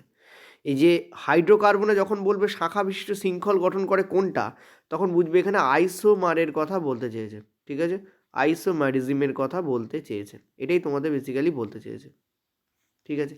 তো একটা জিনিস একটুখানি মাথায় রাখো, যে যদিও এখানে অ্যান্সার সি আর ডি বোথই হবে, ঠিক আছে, কারণ সাইক্লোহেক্সানেরও কিন্তু আইসোমারিজম দেখা যায়। আইসোমারিজম অনেক টাইপের হয়, তোমরা যদি ক্লাস 12-এ অর্গানিক কেমিস্ট্রি পড়ো তাহলে বুঝতে পারবে কী বলতে চাইছি আমি। বাট এখানে তোমাদের একটু বলি, এটা হচ্ছে ধরো এইটা একটা কার্বন, এটা একটা কার্বন, এটা একটা কার্বন, ঠিক আছে, তিনটে কার্বন, এ একটা কার্বন, এ একটা কার্বন, এই যে চেনটা গঠন হলো, দেখতে পেলে আমি মাঝখানে দাগ দিয়েছি একটা করে, এটাকে বলা হয় সোজা chain, straight, STRIGHT, straight chain বলা হয়। কিন্তু তুমি যদি আর একটা এরকম যদি করো এবং যদি এখানে একটা ব্রাঞ্চ তৈরি করে দাও, যদি একটা ব্রাঞ্চ তৈরি করে দাও, পয়েন্ট টু, এখানে একটা ব্রাঞ্চ যদি তৈরি করো, এটাকে আমরা বলি ব্রাঞ্চ, মানে কি শাখা বেরিয়ে আসছে, এটাকে আমরা বলি ব্রাঞ্চড। কি বলি আমরা? এটাকে আমরা বলি ব্রাঞ্চড বা শাখাযুক্ত। এখানে এটাকেই শাখাযুক্ত বা ব্রাঞ্চড বলেছে, এই যে বলেছে না শাখাযুক্ত বা ব্রাঞ্চ। তুমি একটা জিনিস ভালো করে দেখো, ন্যূনতম তোমার 4টে কার্বন দরকার হয়, at least AT LE AST, at least 4 carbon is necessary to create a, তোমাদের বলতে পারো আইসোমার। একটা আইসোমার তৈরির জন্য কিন্তু অ্যাটলিস্ট 4টে কার্বন দরকার হয়, কারণ তুমি যদি 3টে কার্বন করো তো এর সঙ্গে এ যাবে, এর সঙ্গে এ যাবে, সো তুমি যেদিকে, তুমি চাইলে এটাকে উল্টে এখানে দিতে পারো, তুমি চাইলে এরকমও করতে পারো, কিন্তু ঘটনা হচ্ছে এটাকে আমরা আইসোমার বলি না, ঠিক আছে, ওটা বেসিক্যালি ওই আগে যেটা ছিল সেটারই একটু অন্যরকম রূপ হয়ে যায়, তাকে আমরা আইসোমার বলি না। তো মনে রাখবে, একটা কার্বন পসিবল নয়, দুটো কার্বন পসিবল নয়, তিনটে কার্বন পসিবল নয়, নর্মালি আমরা 4টে কার্বনেই কিন্তু কি দেখতে পাই? আইসোমার দেখতে পাই, ঠিক আছে। এখানে দেখো একটা কার্বন রয়েছে, এটা পসিবল না, দুটো কার্বন রয়েছে, এটা পসিবল না, এখানে 6টা কার্বন রয়েছে, এটারও পসিবল, এটারও পসিবল, অ্যাকচুয়ালি ইংরাজি আর বাংলা দুটো দেওয়ার জন্য CC ডবল পাচ্ছ তোমরা, ঠিক আছে, সো দুটোরই পসিবল। এবার দেখো তোমরা বললো স্যার সাইক্লোহেক্সেনে কী করে পসিবল, দেখো সাইক্লোহেক্সেন যদি বলো, সেটা হচ্ছে যে নর্মালি আমরা যদি সাইক্লোহেক্সেনকে দেখি, ঠিক আছে, তাহলে আমরা কি দেখবো, সেটা হচ্ছে একটা ক্লোজড তোমাদের অ্যালকেন, ঠিক আছে, ক্লোজড অ্যালকেন, এরকম ফিগার তৈরি হয় তোমাদের, এখানে সি, এখানে সি, এখানে সি, এখানে সি, এখানে সি, এখানে সি, দেখো 1 2 3 1 2 3, তিনটে 6টা তোমাদের কার্বন থাকে, আর এখানে তোমাদের হাইড্রোজেন, এখানে এরকম করে প্রত্যেকটার হাইড্রোজেন এখানে দুটো, এর হাইড্রোজেন দুটো, ঠিক আছে, এর সঙ্গে দুটো, এর সঙ্গে দুটো, এর সঙ্গে দুটো, এর সঙ্গে দুটো, প্রত্যেকটা কার্বনের সঙ্গে দুটো করে হাইড্রোজেন যোগ করা হয় এবং এটাকে আমরা বলি সাইক্লোহেক্সেন। কিন্তু সাইক্লোহেক্সেনের ক্ষেত্রে আমরা একটা স্পেসিফিক যদি আমরা টার্ম বলি, তাহলে নাম বলে দিয়েছে এখানে, ঠিক আছে, তো সেই অর্থে আমরা বলতে পারি যে আচ্ছা এখানে সাইক্লোহেক্সেন আর হেক্সিন করেছে, আচ্ছা আচ্ছা, অ্যাকচুয়ালি কারেক্ট অ্যান্সার এখানে হেক্সিন তো হবে না, হেক্সেনই হবে, ঠিক আছে, সাইক্লোহেক্সেন C6H12 সাইক্লোহেক্সেনেরই ফর্মুলা, হেক্সিনটা কেটে দিও তোমরা, ঠিক আছে, বাংলায় একটু মিস্টেক আছে, ইংলিশেও আছে ইনফ্যাক্ট। তো এইটা তোমাদের সাইক্লোহেক্সেন, তো এটা একটা স্পেসিফিক জিনিসকে বোঝানো হয়, ওই জন্য ওর আইসোমারিজম আছে কি না এইটা তোমাদের বলতে চাওয়া হচ্ছে, বেসিক্যালি থাকে, নেই তা নয়, ঠিক আছে। তো অ্যান্সার যখন হবে তখন দুটোই অ্যান্সার হওয়া উচিত, কিন্তু এখানে যদি রেলকে বলো, রেল কোনটা অ্যান্সার নেবে? রেল বিউটেন অ্যান্সার নেবে, কারণ রেল বেসিক্যালি বিউটেনই করতে চেয়েছে, AI দিয়ে করলে এসব সমস্যা হয়, এরকম উল্টোপাল্টা অনেক সময় তোমাদের ঢুকে যায়, ঠিক আছে, এখানে বিউটেনই অ্যান্সার হবে, মনে রাখবে। প্রোপিন কিন্তু অ্যান্সার হবে না, কারণ প্রোপিনে কটা থাকে? তিনটে থাকে, তো propyne can not be the answer, বা propane can not be the answer, propane can not be the answer. চলো পরের প্রশ্ন তোমাদের বলছে, দেখো যে NaCl বা সোডিয়াম ক্লোরাইডের মোলার ভর কত? তোমাদের যে মানে টেবিলটা আছে, টেবিলটা একবার তোমাদের একটু দেখাই। দেখো এই হচ্ছে তোমাদের টেবিল, দেখতে পাচ্ছ, এই টেবিলে আমরা সালফারকে, সরি কি বলেছে, সোডিয়াম ক্লোরাইড, আচ্ছা সোডিয়ামকে নেব, সোডিয়াম কোনটা? এই যে সোডিয়াম, আর আমরা নেব ক্লোরিনকে। সোডিয়ামের কত হয় আমরা জানি 23 হয়, আর ক্লোরিনের কত হয় আমরা জানি 35.5 হয়, 35.5, সেখান থেকে আমরা কি দেখতে পাচ্ছি 5, আর এখানে আমরা দেখতে পাচ্ছি 50, এইট, ঠিক আছে। সো 50, এটা 58, আচ্ছা 1 মিনিট, 58, তো 58.5 will be the correct answer, ঠিক আছে। চলো একটু স্পিডে পড়ে দিচ্ছি, কেমন? একটি বস্তু যদি উত্তল দর্পণের সামনে স্থাপিত হয় তাহলে বস্তু দূরত্ব কি হবে? আচ্ছা, উত্তল দর্পণ কেমন হয় আমরা সবাই জানি, যে উত্তল লেন্স কেমন হয়, এরকম দেখতে হয়। উত্তল দর্পণ কেমন হয়, জাস্ট একটা দাগলেই বেরিয়ে যাবে। আর আমরা জানি উত্তল দর্পণের সামনে বা পিছনে বা কোথাও বা কোনো দর্পণ বা কোনো লেন্সে আমরা যখন বস্তু দূরত্বের কথা বলছি তখন গ্যারান্টি সেটা নেগেটিভ হবে। মনে রাখবে বস্তু দূরত্ব অলওয়েজ নেগেটিভ হয়। কেন? কারণ বস্তুকে সর্বদা আমরা কোন দিকে নির্বাচন করি? বাম দিকে বসাই, বাম দিক। পরেরটায়, গভীর ময়লা পরিষ্কারের জন্য সাবানকে কেন ব্যবহার করা হয়? আমরা জানি যে সাবানের যে অণুগুলো থাকে সেগুলো বাইরের দিকে থাকে, আর ভুল হলো, সাবানের যে মিজল তৈরি করা হয়, আগে মিজলটাকে আঁকি, এটা হচ্ছে তোমাদের ময়লা। এটা কি? এটা হচ্ছে তোমাদের ময়লা। এটা ময়লা কিন্তু, ঠিক আছে, কেউ ভেবে নেবেন এটা হচ্ছে সাবান, তা নয়, এটা ময়লা। আর সাবানের যে তোমাদের মাথা থাকে, যেটা পজিটিভ আর নেগেটিভ দুটো থাকে, তো পজিটিভটা তোমাদের বাইরের দিকে থাকে, পজিটিভগুলো কী হয় তোমাদের বাইরের দিকে থাকে, এবং এরা কি করে সাবানের ময়লার উপর এরকম করে অ্যাটাক করে এবং সাবানের ময়লাকে ঘিরে ধরে, মানে ময়লাকে ঘিরে ধরে, সাবানের ময়লা নয়, ময়লাকে ঘিরে ধরে। এবং এই যে পুরো চক্রাকার একটা গঠন তৈরি করছে, পুরো চক্রাকার গঠনটাকেই আমরা কি বলছি? আমরা বলছি মাইজেল বা মিসেল, ঠিক আছে। অ্যাকচুয়ালি বাংলা মিজেল করলে ভালো হয়, তো মিজেল। তো মিজেল গঠন করার ফলে কি হয়, এই যে তোমাদের এই যে অংশটা, যখনই তুমি জল ঢালছো, ভালো করে বুঝবে, ভীষণ ইম্পর্টেন্ট, অনেকেই এটা বুঝতে পারে না যে কী করে হয়। যখনই তুমি এর মধ্যে জল প্লাস করছো, কি প্লাস করছো? জল। তখন কি হয়, এই অংশটা, এই মাথাটা জলের সঙ্গে অ্যাটাচ হয়ে যাচ্ছে। আর যখন তুমি বালতি থেকে জলটাকে ঝরিয়ে দিচ্ছ, তখন কি এই মাথাটা জলের সঙ্গে ঝরে বেরিয়ে যায়, বাড়ির দিকে চলে যায়, ঠিক আছে। তার ফলে কি হয়, এর লেজকে টানে, আর লেজ অ্যাটাচ থাকে ময়লার সঙ্গে, তো ময়লা উঠে বেরিয়ে যায়। তো that is Y correct answer এখানে কী হবে? ইট ফর্মস মিজল ফর ক্লিনিং, ঠিক আছে। মনে রাখবে হার্ড ওয়াটার ব্যবহার করা হয় না, হার্ড ওয়াটারকে ব্যবহার করা হয় না, হয় সফট ওয়াটারকে ব্যবহার করা হয়।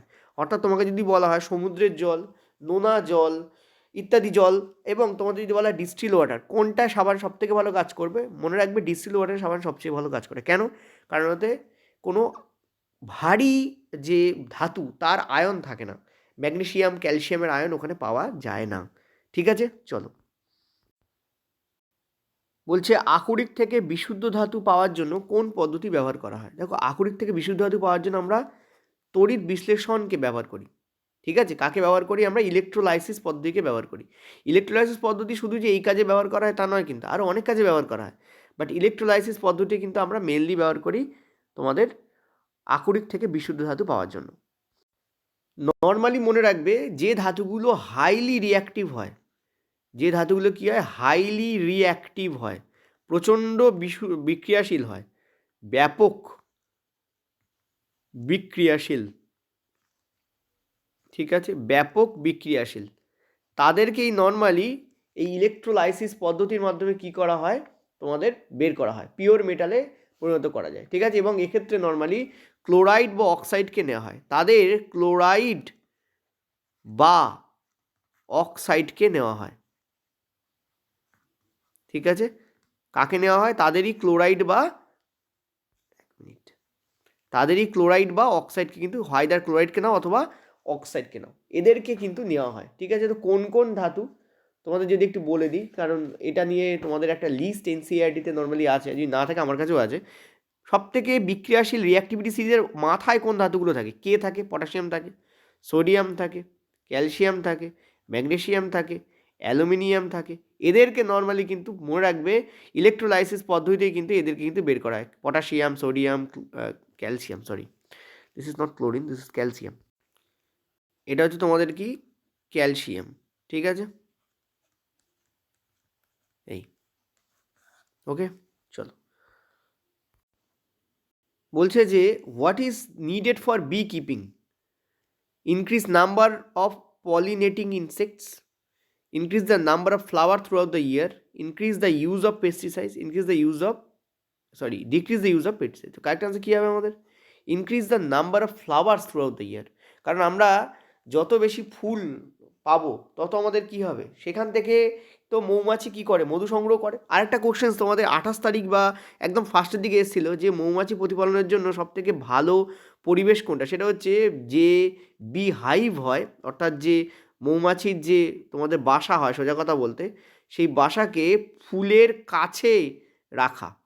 ঠিক আছে, মনে রাখবে তুমি যদি ফুলের থেকে দূরে রাখো তাহলে কিন্তু ওরা সংগ্রহ করতে করতে কিন্তু অনেক সময় ক্লান্ত হয়ে পড়ে এবং অতিরিক্ত গরমে ওদের মৃত্যুও করতে পারে।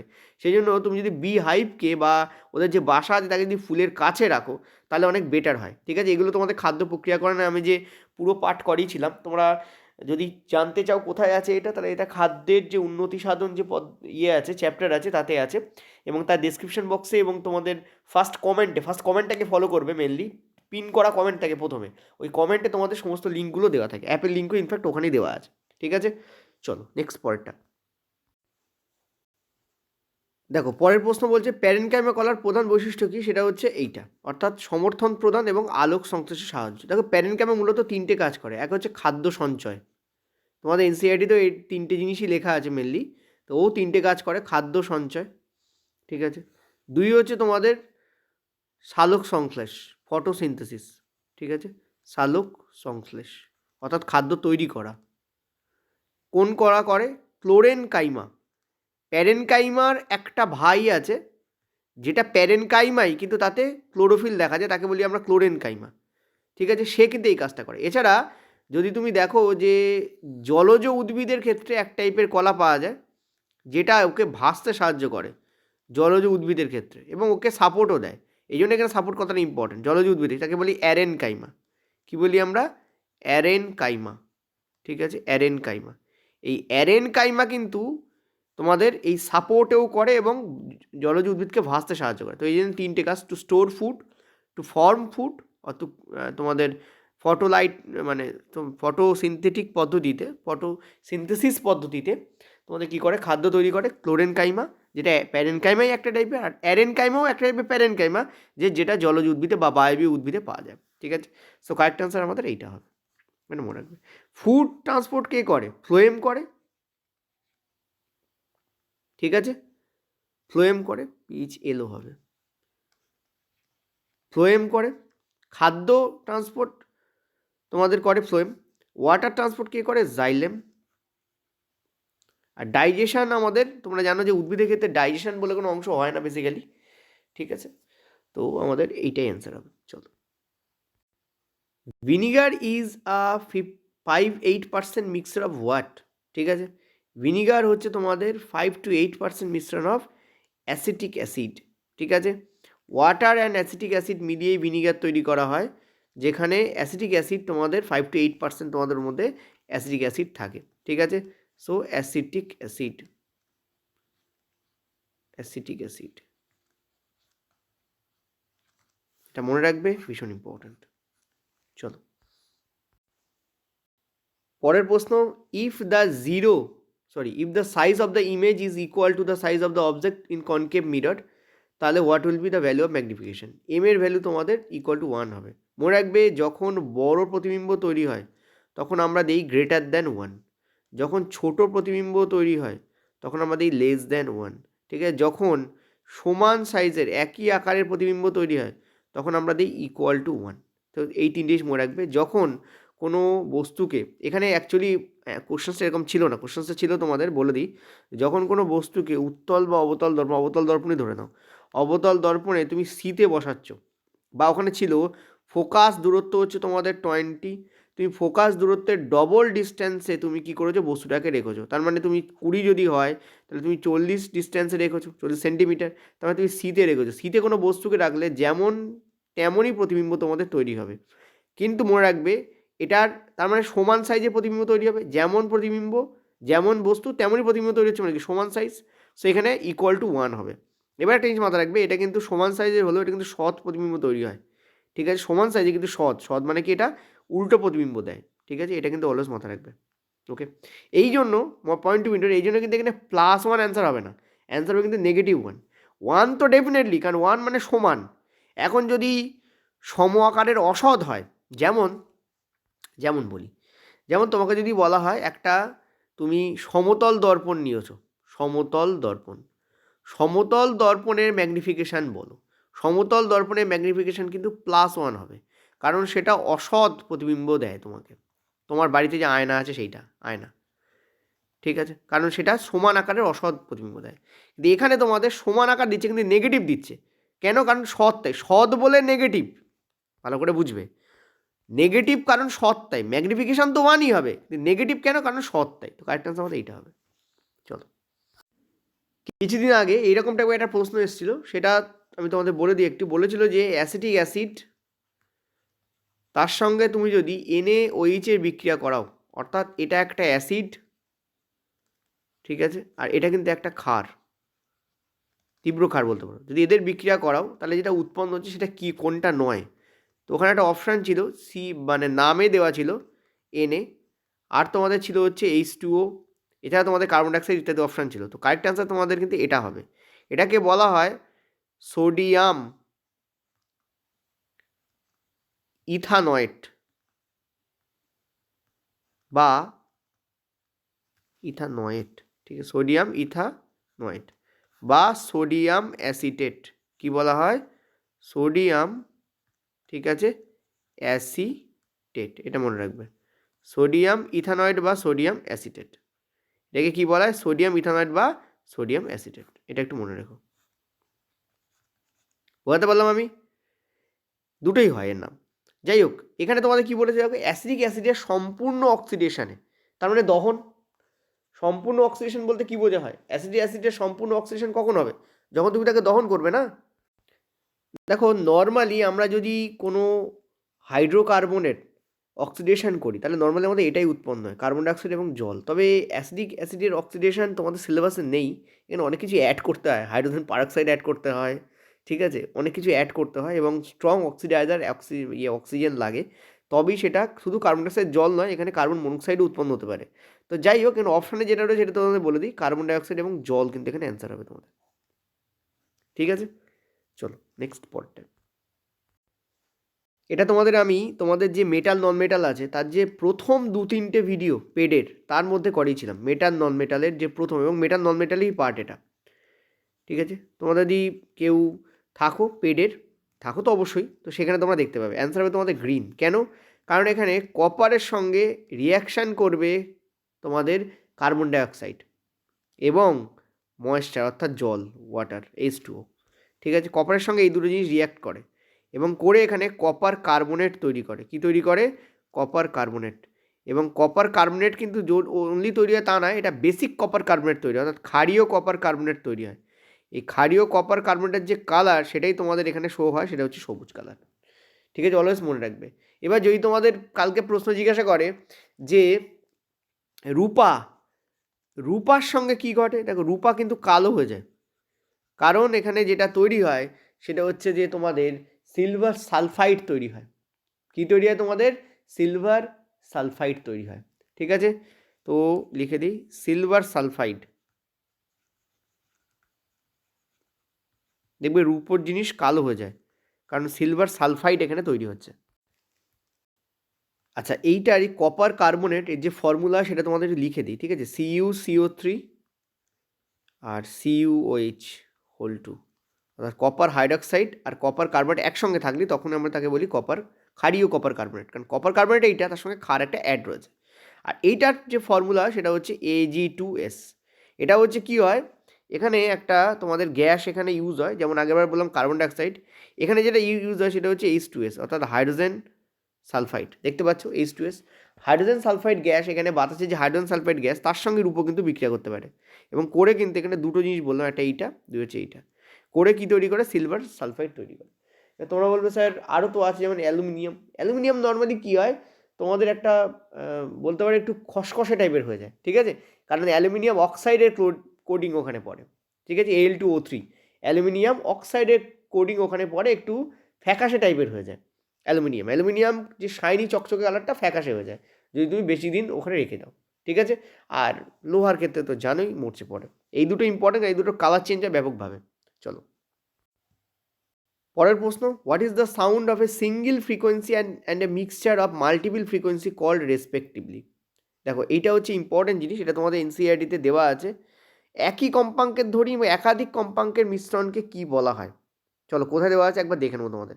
এটা দিয়ে আমি তোমাদের কিছু পেডেও ক্লাস করিয়ে দিয়েছিলাম এটা থেকে। দেখো এই জায়গাটায় লেখা আছে, একবার দেখো ভালো করে কোথায় লেখা আছে বলে দিচ্ছি, 1 মিনিট, সরি। এই জায়গায় লেখা আছে, কি লেখা আছে তোমাদের? একটি মাত্র কম্পাঙ্কযুক্ত শব্দকে আমরা সুর বলি, আর যদি কোনো শব্দ একাধিক কম্পাঙ্কযুক্ত হয়, শব্দের মিশ্রণে তৈরি হয়, তখন তাকে আমরা সেই শব্দকে কি বলি? আমরা স্বর বলি। ঠিক আছে, তো চলো এবার আমরা দেখে নিই ওখানে কি বলা আছে। দেখো যদি অপশানগুলোকে দেখো তাহলে এক্স্যাক্টলি ম্যাচ তো করছে না, কিন্তু এইটা আমাদের কারেক্ট অ্যান্সার হবে। নর্মালি আমরা যখন একটি মাত্রার কম্পাঙ্কযুক্ত শব্দকে সুর বলি, সুরের ইংলিশ হয় তোমাদের টোন। ঠিক আছে, আর একাধিক মাত্রার শব্দের ফলে যেটা তৈরি হয় তাকে যখন স্বর বলছি, এটাকে আমরা বলি নোট।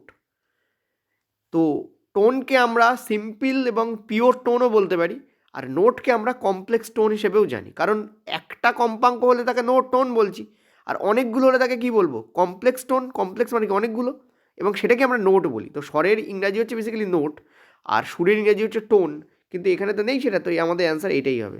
নয়েজ কিন্তু অ্যান্সার হবে না, এটা মনে রাখবে। টোনটা ঠিক ছিল কিন্তু নয়েজ দিয়েছে বলে অ্যান্সার হবে না। এটা কি বিশুদ্ধ স্বর এবং জটিল স্বর, এবার এটাকেই তুমি অ্যান্সার করতে পারো। ঠিক আছে, গুড কোশ্চেন্স। চলো পরের কোশ্চেন্স, নিচের কোন বিক্রিয়ায় দুটি যৌগ যুক্ত হয়ে একটি যৌগ তৈরি হয়? তা আমরা জানি সেটা হচ্ছে, তাকে আমরা বলি কি? সংযোজন রিয়াকশান বলি। ঠিক আছে, সংযোজন রিয়াকশান মানে কম্বিনেশন রিয়াকশান। তো কোনটায় দেখো আছে এখানে? দুটো দিয়ে একটা, তা তো হচ্ছে না। একটা ভেঙে দুটো তৈরি হচ্ছে, এটাও নয়, এটাও নয়। এইটা ক্যালসিয়াম অক্সাইড এবং CO2 ক্যালসিয়াম কার্বনেট তৈরি হচ্ছে। ঠিক আছে, তো this will be the correct answer. এটাকে আমরা কি বলছি? সংযোজন বিক্রিয়া। ঠিক আছে, তোমরা স্যার নিচেরটাতেও তো তৈরি হচ্ছে। হ্যাঁ, নিচেরটাতে তৈরি হচ্ছে, কিন্তু নিচেরটায় পয়েন্ট টু বি নোটেড, নিচেরটায় মৌলিক পদার্থ আছে, এখানে যৌগিক পদার্থ বলেছে। দেখো দুটো যৌগ, এই জন্য অ্যান্সার আমাদের সি হবে। কী হবে অ্যান্সার? সি। যৌগিক পদার্থ কোনটা? ক্যালসিয়ামের সঙ্গে অক্সিজেন, তো এটা একটা যৌগিক পদার্থ, সরি হ্যাঁ। আর এটা কার্বনের সঙ্গে অক্সিজেন, এটাও একটা যৌগ, কিন্তু এখানে তো যৌগ নেই, এগুলো সব তো মৌল। তো মৌল মিলে যৌগ তৈরি হচ্ছে, তাহলে অ্যান্সার ডি হতো, কিন্তু এটা অ্যান্সার হবে না, কারণ এখানে মৌল প্লাস মৌল আছে, সেই জন্য অ্যান্সার এটা নয়। মৌল প্লাস মৌল অ্যান্সার নয়, এখানে বলেছে যৌগ প্লাস যৌগ দিয়ে একটা যৌগ, তাহলে অ্যান্সার আমাদের সি হবে। চলো বলেছে যে ভেজিটেটিভ প্রজননে উদ্ভিদের কোন অংশ ব্যবহার করা হয়? দেখো সব কটা কি ব্যবহার করা যায়, রুটকেও, স্টেমকেও, লিভসকেও ব্যবহার করা যায়। তুমি যদি ব্রায়োফাইলামকে দেখো, পত্রকুচি, ব্রায়োফাইলাম, ব্রায়োফাইলামে বেসিক্যালি কী হয়? যে পাতা থাকে না, এটা দিয়ে দেখাই, যে পাতা থাকে সেই পাতার কিনারায় তোমাদের কী তৈরি হয়? মুকুল তৈরি হয় এরকম ছোটো ছোটো, এবং সেখান থেকে আবার পাতা গজায়। ঠিক আছে, মুকুল তৈরি হচ্ছে এরকম জায়গায়, এবং সেখান থেকে কী হচ্ছে? তোমাদের পাতা গজাচ্ছে, মানে নতুন গাছ গজাচ্ছে বলতে পারো, পুরো একদম একটা গাছ গজিয়ে যায় ব্রায়োফাইলামে। তাহলে এটা কি? এটা তো পাতা ব্যবহার করা হচ্ছে, আর মূল আর কাণ্ড দিয়ে তো এমনি করা যেতে পারে, আমরা পড়েছি অঙ্গজ জননে। তো ভেজিটেটিভ প্রজননে কিন্তু এটা করা হয়, তো তিনটেকেই ব্যবহার করা যেতে পারে। চলো, একটি বর্তনীতে বিদ্যুৎ প্রবাহ দ্বিগুণ করা হলে, রোধ ধ্রুব রাখা হলে তাপের কি পরিবর্তন ঘটবে? দেখো হিট ইকুয়াল টু আমরা জানি I²RT। বিদ্যুৎ প্রবাহ ডবল করা হচ্ছে, এটা 1 ছিল, এটা 2, তো 2I তার স্কোয়ার হয়ে যাবে। আর রোধ ধ্রুব রাখা হয়েছে, টাইমের কোনো চেঞ্জই করতে বলা হয়নি, তো একই রাখো। সেখানে দেখো 4I²RT হচ্ছে, তার মানে এটা যা ছিল তার দেখো 4 গুণ এটা হচ্ছে, তো কারেক্ট অ্যান্সার কী হবে? 4 গুণ হবে। পরের প্রশ্ন, পৃথিবী চাঁদের উপর আনুমানিক গড় কত মহাকর্ষীয় বল প্রয়োগ করে? দেখো এটার অ্যান্সার হবে তোমাদের 2 × 10⁻20 নিউটন। ঠিক আছে, এইটা আমাদের কারেক্ট অ্যান্সার হবে। এটাকে তোমাদের করে দেখানো যায়, বাট বিশাল বড় ক্যালকুলেশন হয়, সেই জন্য মনে রাখাটা ইম্পর্টেন্ট। কীভাবে হয় করে দিচ্ছি। ফোর্স ইকুয়ালটা আমরা কী জানি? G × M1 × M2 বাই তোমাদের D²। এই ফর্মুলাটাকে পুট করতে হবে। এখন এখানে পৃথিবীর ভর বসাতে হবে, চাঁদের ভর বসাতে হবে, এবং তাদের মধ্যে ডিস্টেন্সকে তোমাকে পুট করতে হবে, করে এখানে তোমাকে অ্যান্সার করতে পারো, যেটা একটা বিশাল বড় ক্যালকুলেশন দেবে। এই পেজে ইনফ্যাক্ট হিউম্যানলি মানে করতে গেলে সময় লাগবে, তো এখানে তোমরা এটাকে মনে রাখতে পারো। এটা অ্যাপ্রক্স 1.96 হয়, বাট এটাকে রাউন্ড ফিগারে 2 ধরে করা হয়। ঠিক আছে, চলো। আচ্ছা, এটা 1.96 নয়, এটা 1.98। ঠিক আছে, 1.98টাকে অ্যাপ্রক্স কত ধরে করা হয়? 2 ধরে তোমাদের করা হয়। ঠিক আছে, আমি লিখে দিচ্ছি 1.98, 1.98 ইন্টু 10⁻20। ঠিক আছে, চলো। পরের প্রশ্ন, জিঙ্ক অক্সাইডে আণবিক ভর কত? দেখো, জিঙ্কের যদি ভর দেখো, এখানে কোথাও তোমাদের কিন্তু জিঙ্কের পারমাণবিক ভর কিন্তু তোমাদের এখানে গিভেন নেই। এই জন্য তোমাদের সমস্যা হয়ে গেছে। তার মানে বুঝতে পারছো, একটু কিন্তু বাইরে থেকে কোশ্চেন অনেক সময় কিন্তু দিয়ে দেওয়া হচ্ছে। যদিও আমার মনে হয় এনসিইআরটিতে কোথাও না কোথাও জিঙ্ক অক্সাইডের ভর বার করো বলে কিছু দেওয়া ছিল। চলো দেখে নেওয়া যাক। দেখো, জিঙ্কেরটা এখানে তোমরা অ্যাড করে নিও, জিঙ্ক। ঠিক আছে, ZINC, জিঙ্ক। জিঙ্কের যে অ্যাটমিক নাম্বার হয় সেটা হয় 68.35। ঠিক আছে, এটা তোমাদের হয় নো নো, সরি 65.38, উল্টে গেছে, একটা মিনিট। 65.38, 5টা এখানে যাবে, 3টা ওখানে যাবে, মানে 8টা এখানে যাবে, এই 65.38। তো 65.38 আর অক্সিজেন আমাদের কত, এই যে অর্থাৎ 16, এর সঙ্গে 16 তোমাকে অ্যাড করতে হবে। তো কত পাচ্ছি আমরা দেখতে পাচ্ছি এখানে আমাদের হচ্ছে কত, 11, তার মানে 81.38, অর্থাৎ এইটা আমাদের কারেক্ট অ্যান্সার হবে। এটা তোমাদের এনসিইআরটিতে ওই যে পার্ট রয়েছে ওই পার্টের নিচের দিকে তোমাদের জেডেনও দেওয়া আছে, ক্যালসিয়াম কার্বনেট এরকম সামথিং দেওয়া আছে, ওর মধ্যে জেডেনওটা দিয়ে দিয়েছে, ওখান থেকে তোমাদের তুলে দিয়েছে। ঠিক আছে, so correct answer will be this. তবে এনসিইআরটি দেওয়া আছে বলেই দিয়েছে এমন ব্যাপার না, কালকে তোমাদের অন্য কিছুরও মান জিজ্ঞেস করতে পারে, সব তো মুখস্থ করা পসিবল না। এই কটা মোটামুটি তোমরা করে রাখতে পারো, জিঙ্কটা অ্যাড করে নিও। চলো, এই প্রশ্নটা বিশাল বড় আকারে তোমাদের প্রদান করা হয়েছিল। কার্বন পরমাণু প্রধানত কেন সংযোজক বন্ধন তৈরি করে? তো আমরা সবাই জানি কার্বনের যে অ্যাটমিক নাম্বার সেটা হচ্ছে 6। ঠিক আছে, কার্বনের যে অ্যাটমিক নাম্বার সেটা কত, 6। তাহলে 2 আর 4-এ তোমাদের ভেঙে যায়। এই যে 4টে, এই 4টে কী করে, বন্ধন তৈরি করার জন্য রেডি থাকে। এই 4 হচ্ছে এমন একটা সংখ্যা যেটা না কার্বন দিতে পারে না কার্বন নিতে পারে, কার্বনের মধ্যবর্তী পন্থা অবলম্বন করে। যদি হাইড্রোজেনকে দেখো, কার্বন কি করে, একটা কার্বন হাইড্রোজেনকে দেয় আর হাইড্রোজেন থেকে একটা নেবে। সিমিলারলি কার্বন অপর একটা হাইড্রোজেনকে দেবে এবং হাইড্রোজেন থেকে একটা নেবে। সিমিলারলি কার্বন অপর একটা হাইড্রোজেনকে দেবে এবং হাইড্রোজেন থেকে একটা নেবে। সিমিলারলি কার্বন একই কাজ করে অপর হাইড্রোজেনের জন্য। তো টোটাল দেখতে পাচ্ছ লাস্ট কক্ষপথে 8টা হওয়ার দরকার, দেখো 4টে, 4 দুগুণে 8, 8টা হয়ে যায়। হাইড্রোজেন এখানে একটা দেয় আর কার্বন এখানে একটা দেয়। বোঝাতে পারো, এইভাবে কাজ চলে, মানে কার্বন হাইড্রোজেনকে একটা দেয় আর হাইড্রোজেন কার্বনকে একটা দেয়। এইভাবে কিন্তু তোমাদের শেয়ারিংয়ের মাধ্যমে গঠন তৈরি করে, এই জন্য একে কোভ্যালেন্ট বন্ধন বলা হয়। তো এখানে বলেছে এটি সহজে 4টি ইলেকট্রন ত্যাগ করে গঠন করতে পারে। দেখো, 4টি ইলেকট্রন গঠন করে যদি ত্যাগ করতেই পারতো তাহলে তো এই শেয়ারিং করতো না, সেটা তো অ্যান্সার নয়। নেক্সট হচ্ছে because it can easily gain, না করতে পারে না, আমি যেটা বললাম, না দিতে পারে না নিতে পারে। ঠিক আছে, কোনোটাই পারে না, দিতেও পারে না নিতেও পারে না, কারণ এটি সহজে 4টি ইলেকট্রন গ্রহণ করতে পারে না। Because losing or gaining 4 electron is energetically difficult, this will the correct answer, so it shares them, এই যে এটা কারেক্ট আনসার হবে। ঠিক আছে, মানে একটা জিনিস মাথা রাখবে, খুব বড় করে যখন লেখা থাকবে না সেটাই অ্যান্সার হয় অনেক সময়। এটা আমাকে স্টুডেন্ট বলছিল, স্যার আমি এইটা ইউজ করার সময় পাই, কিন্তু ওটা তুক্কা বলে ওকে। চেষ্টা করবে 70+ যখন হবে না তখন নেগেটিভ না করার চেষ্টা করবে, আমি বারবার বলি। চলো, শরীরে থাইরক্সিন হরমোন নিঃসরণ বন্ধ হয়ে গেলে কী ঘটবে? দেখো, থাইরক্সিন হরমোন মেনলি প্রয়োজন তোমাদের মেটাবলিক অ্যাক্টিভিটির জন্য। ঠিক আছে, metabolic activity will become slow. ওর আগের অ্যান্সার হবে মেটাবলিক, দেখেছি এইটা, metabolic activity becomes uncontrolled and slow. হরমোনের ওই পার্টটা একটু পড়ে নিও, এটা ইম্পর্টেন্ট কোশ্চেন্স ছিল, কিন্তু এটা ডিফারেন্ট টাইপের কোশ্চেন্স, ইম্পর্টেন্ট কোশ্চেন্স ছিল। চলো, নেক্সট প্রশ্ন, নিচের কোন কলা মৃত কোষ দ্বারা তৈরি এবং উদ্ভিদকে কাঠামোগত দৃঢ়তা এবং যান্ত্রিক শক্তি প্রদান করে? অ্যান্সার হতো আমাদের স্ক্লেরেনকাইমা। স্ক্লেরেনকাইমা কিন্তু মৃত কোষ দিয়ে তৈরি হয়। ঠিক আছে, এবং স্ক্লেরেনকাইমার যে কণা আছে, ধরো কোনো এর যে কোষের যে কণা, সেই কণাগুলো কিন্তু প্রচণ্ড মোটা হয়। ঠিক আছে, লিগনিন ডিপোজিশন হয় এখানে। ঠিক আছে, লিগনিন ডিপোজিশনের কারণে এটা ব্যাপক মোটা হয়ে যায়, লিগনিন। তো কারেক্ট অ্যান্সার কী হবে তোমাদের? স্ক্লেরেনকাইমা হবে। ওকে, কোলেনকাইমা কি করে? নমনীয়তা প্রদান করে, ইলাস্ট্রিসিটি প্রদান করে। ঠিক আছে, নমনীয়তা বা ইলাস্ট্রিসিটি প্রদান করে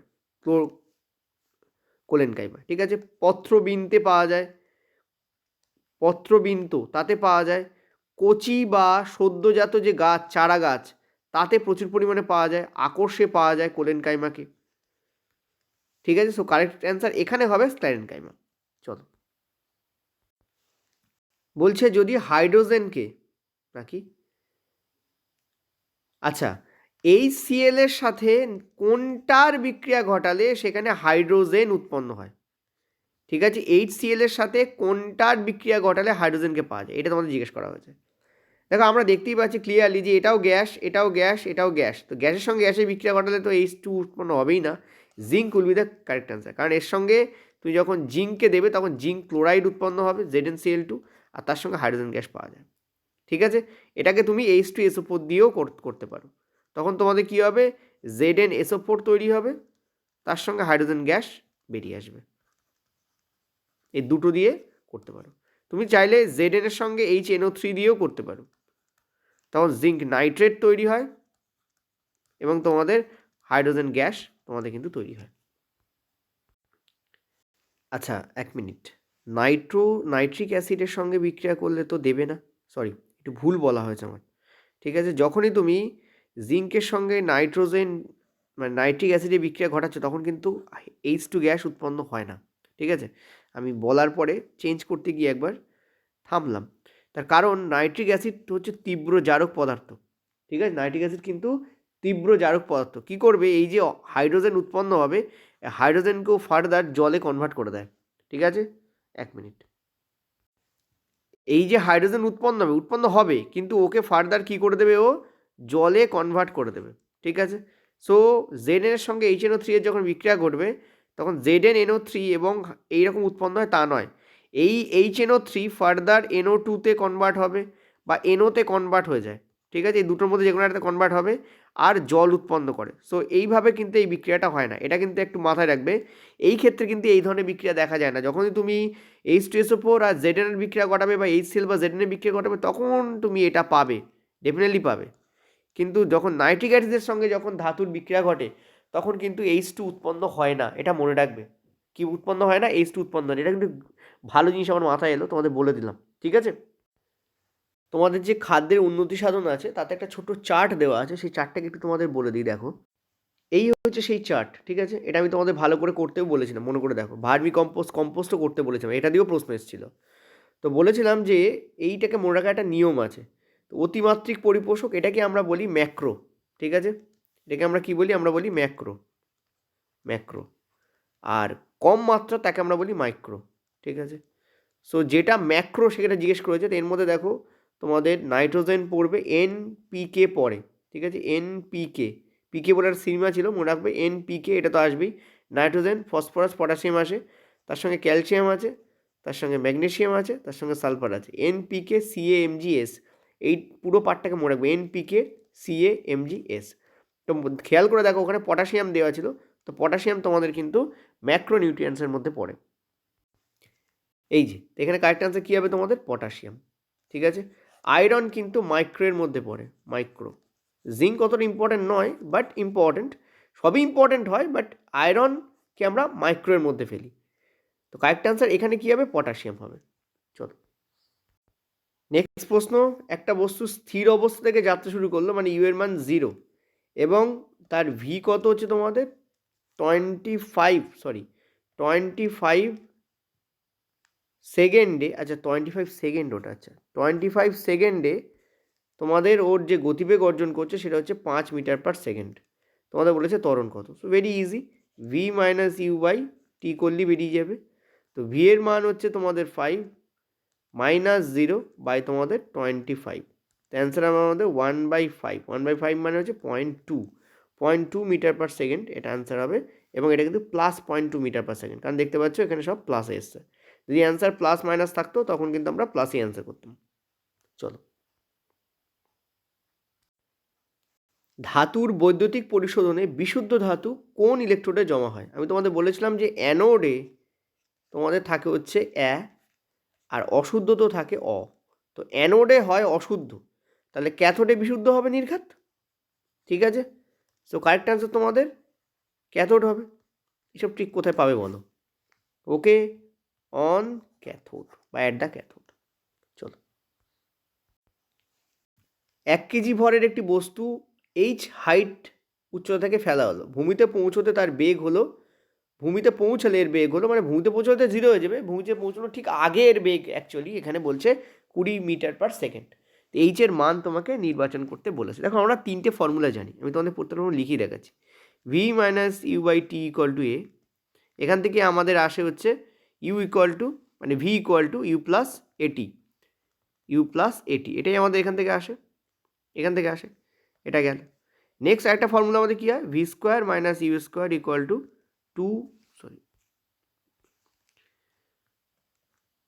2as, এটা আমাদের আসে। নেক্সট একটা ফর্মুলা কী আসে আমাদের, সেটা হচ্ছে আমাদের s equal to u t plus half a t square. এই কটা ফর্মুলা আমাদের আছে। কোনটা এর মধ্যে কাজে লাগবে? দেখো আমাদের কী কী দেওয়া আছে আগে দেখতে হবে। আমাদের দেওয়া আছে হচ্ছে ভর, কী দেওয়া আছে আমাদের, ভর দেওয়া আছে, ঠিক আছে। তো দেখো ভরের তো কোনো কেস এখানে আমরা দেখতেই পাচ্ছি না, ভালো করে দেখো তো, দেখতে পাচ্ছ কোনো কেস? না, ভরের কোনো কেস কিন্তু আমরা এখানে দেখতেই পাচ্ছি না, ঠিক আছে। আচ্ছা, আর কি আছে আমাদের, দেখো বস্তুর উচ্চতা দেওয়া আছে, উচ্চতা কত আমাদের বলেছে, এইচ বলেছে, তার মানে উচ্চতাও বেসিক্যালি দেওয়া নেই, সেই এইচটাই আমাদের বার করতে হবে, ঠিক আছে, ভালো করে বুঝবে। আর বলছে ভূমিতে পৌঁছলে তার এইটা। এবার দেখো এখানে যখন ফেলা হচ্ছে তখন ইউ এর মান আমাদের কী দেওয়া রয়েছে, 0, ঠিক আছে। আর ভি এর মান আমাদের এখানে গিভেন আছে কত, আমাদের 20 মিটার পার সেকেন্ড, ঠিক আছে। এই যে এ মানে এখানে কী হবে, এখানে আমাদের জি হবে, জি এর ভ্যালু কত, 10 মিটার পার সেকেন্ড স্কোয়ার। আর এটা আমরা পজিটিভ নেবো না নেগেটিভ নেবো, পজিটিভ নেবো, কারণ বস্তুটা নিচের দিকে পড়ছে, নিচের দিকে পড়লে জি আমাদের কী নেবো, পজিটিভ, আর ওপর দিকে তুললে জি আমাদের কী নেবো, আমরা নেবো নেগেটিভ, ঠিক আছে। এইবার বলো, আর এই যে এস মানে হচ্ছে এখানে এইচ, তাহলে কোন ফর্মুলা কাজ লাগছে, v square minus u square equal to 2gh। Basically এটা এই ফর্মুলাটারই আরেকটা নতুন রূপ, সেটাই কাজ লাগছে আমাদের। তো ভি আমাদের কত, 20, তার স্কোয়ার হবে আমাদের, ইউ এর ভ্যালু তো 0, তার মানে এটা বেসিক্যালি 0 হয়ে যাবে, ছেড়ে দাও। 2 ইন্টু জি কত আমাদের 10, হাইট কত আমাদের বার করতে বলেছে, সো 400 ইন্টু 20h, এখান থেকে আমরা কী পাচ্ছি, এইচ এর মান আর পাচ্ছি 20, ঠিক আছে, ক্লিয়ার, 20 মিটার কারেক্ট আনসার হবে। চলো পরের প্রশ্ন, এই প্রশ্নটা কিন্তু রিয়েলি ভেরি ইম্পর্টেন্ট কোশ্চেন্স, ঠিক আছে। আমি তোমাদের যে মক টেস্ট দিয়েছিলাম, তোমাদের যে স্নায়ু নার্ভ সিস্টেম তার উপর, সেখানে কিন্তু তোমাদের আমি এই মোটর নিউরন নিয়ে অনেক কথা বলেছি, ঠিক আছে। যারা বুঝতে পারবে না তাদের জন্য ওই ভিডিও দেখা জরুরি। দেখো এখানে বলেছে রিফ্লেক্স ক্রিয়া কীভাবে কাজ করে। দেখো রিফ্লেক্স ক্রিয়া কী হয়, প্রথমে ধরো তোমার হাত, তুমি এই হাতটাকে তুমি কী করেছো, একটা গরমে দিচ্ছ, ধরো এখানে একটা গরম বস্তু আছে, ধোঁয়া উঠছে, তাতে তুমি হাতটা দিতে চাইছো, তাহলে কী হবে, এখান থেকে এই যে হাতে কী হলো, তোমার গরম অনুভূত হলো, এটা হচ্ছে রিসেপ্টর, অর্থাৎ রিসিভ হলো, কী এলো, রিসেপ্টর মানে রিসিভ করলো। এই রিসেপ্টর সঙ্গে সঙ্গে কী করবে, তোমাকে স্পাইনাল কর্ডে দেবে, ঠিক আছে, স্পাইনাল কর্ড। কারণ তোমার যদি মাথা পর্যন্ত যেতে হয়, মাথা হচ্ছে ভাবনার জায়গা, তুমি যদি ভাবো যে আমি হাত সরাবো না তখন হাত পুড়ে যাবে। ওই জন্য প্রকৃতি বা ঈশ্বর যাই বলো না কেন আমাদের মধ্যে একটা দারুণ পাওয়ার দিয়েছে, সেটা হচ্ছে ভাবনার আগেই কাজ করা। প্রথমে রিসিভ হলো রিসেপ্টর দ্বারা, সেটা স্পাইনাল কর্ডে গেল, স্পাইনাল কর্ড থেকে সেটা কী হলো, সেটা মোটর নিউরনের মাধ্যমে, পয়েন্ট টু বি নোটেড, কোথার মাধ্যমে, মোটর নিউরনের মাধ্যমে। আচ্ছা, মোটর নিউরনটাকে এখানে লিখবো না, চলো নিচে লিখে দিই, মোটর নিউরন, ঠিক আছে। মোটর নিউরনের মাধ্যমে সেটা কোথায় গেল, পেশিতে গেল, ঠিক আছে, মানে আবার হাতেই চলে যাচ্ছে সেটা, এটাকে বলা হয় ঐচ্ছিক পেশিতে যাওয়া, ঠিক আছে, ঐচ্ছিক পেশিতে যাওয়া, ঐচ্ছিক পেশি। এবং ঐচ্ছিক পেশি কী করলো, সরে গেল, অর্থাৎ তোমার হাত থেকে তুমি সরিয়ে নিলে, এইভাবে কাজ করে। তো রিসেপ্টর, স্পাইনাল কর্ড, মোটর এবং ঐচ্ছিক পেশি কোথায় আছে, দেখো অ্যান্সার, এটাই আমাদের অ্যান্সার হবে।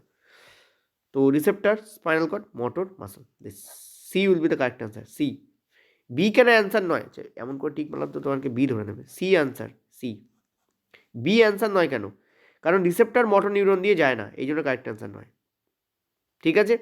নেক্সট হচ্ছে রিসেপ্টর ব্রেনে তো যায়ই না, স্পাইনাল কর্ডে ডাইরেক্ট যায়, ডি কেন কারেক্ট অ্যান্সার না, রিসেপ্টর থেকে স্পাইনাল, মোটর না, ব্রেন দিয়ে যায় না, ঠিক আছে, এটা ডাইরেক্ট রিসেপ্টর, তারপর স্পাইনাল কর্ড, তারপর মোটর নিউরন, তারপর মাসল, এই সি আমাদের কারেক্ট অ্যান্সার হবে, ঠিক আছে। চলো মোটর নিউরন হচ্ছে সেই neuron, point to be noted, এটা বলে দিই, মোটর নিউরন হচ্ছে সেই নিউরন না, সরি, মোটর নিউরন হচ্ছে সেই নিউরন যে স্পাইনাল কর্ড থেকে যা স্পাইনাল কর্ড বলবে সেইটা ঐচ্ছিক পেশিতে নিয়ে যায়। ঠিক আছে, স্পাইনাল কর্ড থেকে ঐচ্ছিক পেশিতে যায় কিন্তু মোটর নিউরনের মাধ্যমে, এটা মাথায় রেখো। চলো নেক্সট কোশ্চেন, সমবেগে ত্বরণযুক্ত গতিতে চলমান কোনো বস্তুর ক্ষেত্রে নিচের কোন গতি সমীকরণটি সঠিক নয়? সমবেগে চলমান, ঠিক আছে, সমবেগে চলমান ত্বরণযুক্ত গতির ক্ষেত্রে দেখো আমাদের যে তিনটে আমি একটু আগে লিখেছিলাম, v equal to you plus a t, তারপর s equal to u t plus half a t square, তারপর তোমাদের v square minus u square equal to 2s, এই যে তিনটে সমীকরণ হয়, এই তিনটে সমীকরণ কিন্তু সমবেগে ত্বরণযুক্ত গতির ক্ষেত্রেই প্রযোজ্য। অসমবেগে ত্বরণযুক্ত বা অসম ত্বরণযুক্ত গতির ক্ষেত্রে প্রযোজ্য নয়, এটা মনে রাখবে। ঠিক আছে, অ্যান্সার কোনটা হবে? V square minus u square, এটাও ঠিক আছে, কারণ এটা যদি এদিকে যায় তখন এটা ইউ স্কোয়ার প্লাস 2ac হয়ে যায়, সো এটা থেকে এটা আসছে, সো এটাও আমাদের, এটা তো হবেই, দুবার এ আছে, ঠিক আছে, একটাকে বেঁচে ইউটি প্লাস হাফ স্কোয়ার, এটাও হবে, এটাও হবে, এইটা হবে না, v square equal to you plus 2a square তো নেই, সো ডি আমাদের কারেক্ট আনসার হবে এখানে। ঠিক আছে, বোথ ডি, দুটো ডি আমাদের কারেক্ট আনসার হবে, এটাই, কারণ এখানে এ আছে কিন্তু এস স্কোয়ার নেই। ঠিক আছে, চলো বলছে একটি অবতল দর্পণ দ্বারা উৎপন্ন বিবর্ধন যদি -1 হয় তবে প্রতিচ্ছবির অবস্থান কোথায়? দেখো অবতল দর্পণ দ্বারা উৎপন্ন যখন করছো তুমি, এ হচ্ছে অবতল দর্পণ, আমরা জানি যখন এদিকে উৎপন্ন হয় তখন ম্যাগনিফিকেশান আমাদের কি হয়, ম্যাগনিফিকেশান আমাদের হয় >1। কেন >1? কারণ এখানে অসৎ প্রতিবিম্ব তৈরি হয় এবং সেটা তোমাদের কি হয়, সেটা বড় হয়, সেটা >1 হয়। আর <1 এবং =1 কোথায় পাওয়া যায়? এই দিকে পাওয়া যায়। =1 এবং <1 কোথায় পাওয়া যায়? এই দিকে, অর্থাৎ ডান দিকে, রাইট সাইডে, সরি লেফট সাইডে পাওয়া যায়, লেফট সাইডে পাওয়া যায়, এটা রাইট সাইডে পাওয়া যায়। আর এদিকে যত প্রতিবিম্ব উৎপন্ন হবে সব সৎ প্রতিবিম্ব হয়। ঠিক আছে, তোমাদের বলেছে =1, দেখো 1 দেওয়া রয়েছে মানে =1, কিন্তু -1 একটু আগে তোমাদের বলেছি 1 বোঝাচ্ছে এটা সৎ প্রতিবিম্ব হবে, সরি 1 বোঝাচ্ছে এটা সমান প্রতিবিম্ব হবে, অর্থাৎ একই আকারের প্রতিবিম্ব হবে, আর নেগেটিভ বোঝাচ্ছে এটা সৎ প্রতিবিম্ব হবে। তো সৎ আর সোধা প্রতিবিম্ব অবতল দর্পণে বস্তুকে কোথায় বসালে পাওয়া যায়? সিতে বসালে পাওয়া যায়। অ্যান্সার হবে তোমাদের বক্তব্য। চলো next questions, between which of the following does a double displacement reaction occur? নিচের কোনগুলোর মধ্যে দ্বি বিস্থাপন বিক্রিয়া, double displacement DD, double displacement বিক্রিয়া আমাদের ঘটে? ঠিক আছে, positive ion positive ion, negative ion negative ion, positive ion negative ion, কোনটা হবে? দেখো আমরা নর্মালি দেখেছি যে ডবল ডিসপ্লেসমেন্ট রিয়াকশান কিন্তু তোমাদের বলছে এখন বোথ এ বি দুটোই কি হতে পারে? দারুণ কোশ্চেন এটা।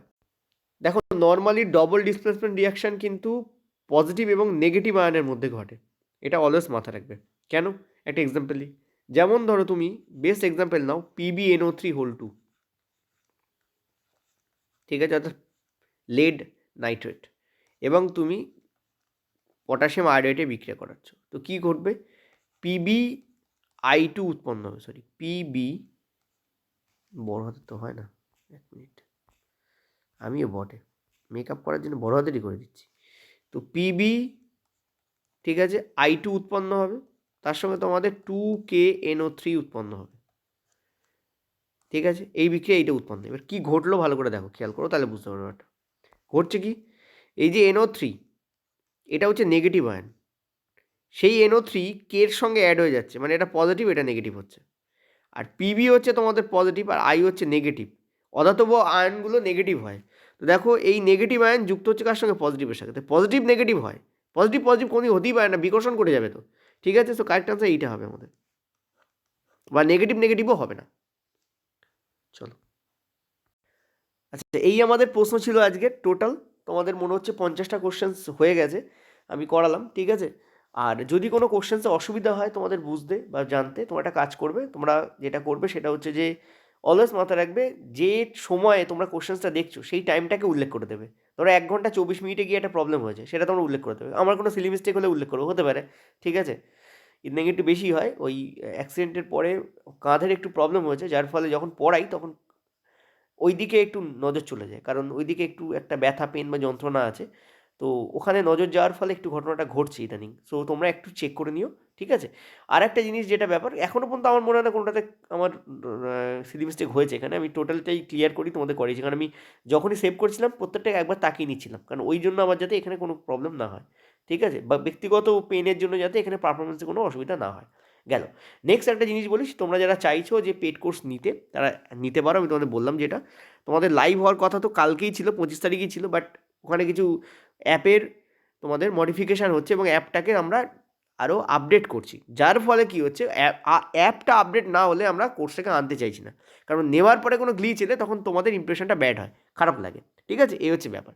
সেই জন্য যারা চাইছো ইভেন নিতে, এখনই নিতে, তারা এই মুহূর্তে তো পাবে না, 2-1 দিনের মধ্যে পেয়ে যাবে। 8670838797 এই নাম্বারে তোমরা হোয়াটসঅ্যাপ করে নিতে পারো, ঠিক আছে? জানার জন্য। ওকে, যারা এখনও অ্যান্সার পাওনি তারা অ্যান্সার পেয়ে যাবে, সবাইকে অ্যান্সার আস্তে আস্তে দেওয়া হচ্ছে। ক্লিয়ার? Thank you. আর এর পিডিএফ আর কয়েকটা পিডিএফ যেগুলো বাকি আছে সেগুলো কালকের মধ্যে প্রোভাইড করে দেওয়া হবে। আজকের যে সায়েন্স কোশ্চেন্স এর মধ্যে ইনক্লুড করা আছে, আর কারেন্ট অ্যাফেয়ার্স তোমরা কালকে আমি সেপারেটভাবে দেবো তোমাদের, ঠিক আছে? Thank you. দেখো একটা কথা বলি, একটা কারেন্ট অ্যাফেয়ার্সের কিন্তু আমি করাই না, এই এক্সাম তোমাদের চলছে তার নিরিখে অনেকে রিকোয়েস্ট করছিল, তার জন্য কারেন্ট অ্যাফেয়ার্স দেওয়া, এটা মাথায় রাখবে। একজন আমাকে কালকে বলেছে যে স্যার আমি কারেন্ট অ্যাফেয়ার্সের ভিডিও তো আপনার দেখেছি, কিন্তু আমি 2-1টা বা 3টে-4টে কমন পেয়েছি, তার বেশি পাইনি। তো আমি তাকে বলবো কারেন্ট অ্যাফেয়ার্সের সিলেবাস অত ছোটো নয়, আমি ওখানে যেগুলো পরীক্ষায় পড়ছে সেগুলোও আলোচনা করছি, ঠিক আছে? সুতরাং আমাকে তাহলে যদি আলোচনা করতে হয় তাহলে সায়েন্স ক্লাস বন্ধ করে কারেন্ট অ্যাফেয়ার্স আলোচনা করতে হবে, তার কারণ কারেন্ট অ্যাফেয়ার্সের সিলেবাস হিউজ, ওইটুকুতে 1 ঘন্টা ক্লাস দিয়ে কারেন্ট অ্যাফেয়ার্স প্রোভাইড করা যায় না। বোঝাতে পারলাম আমি? এটাই সত্যি ঘটনা। ওকে, থ্যাংক ইউ।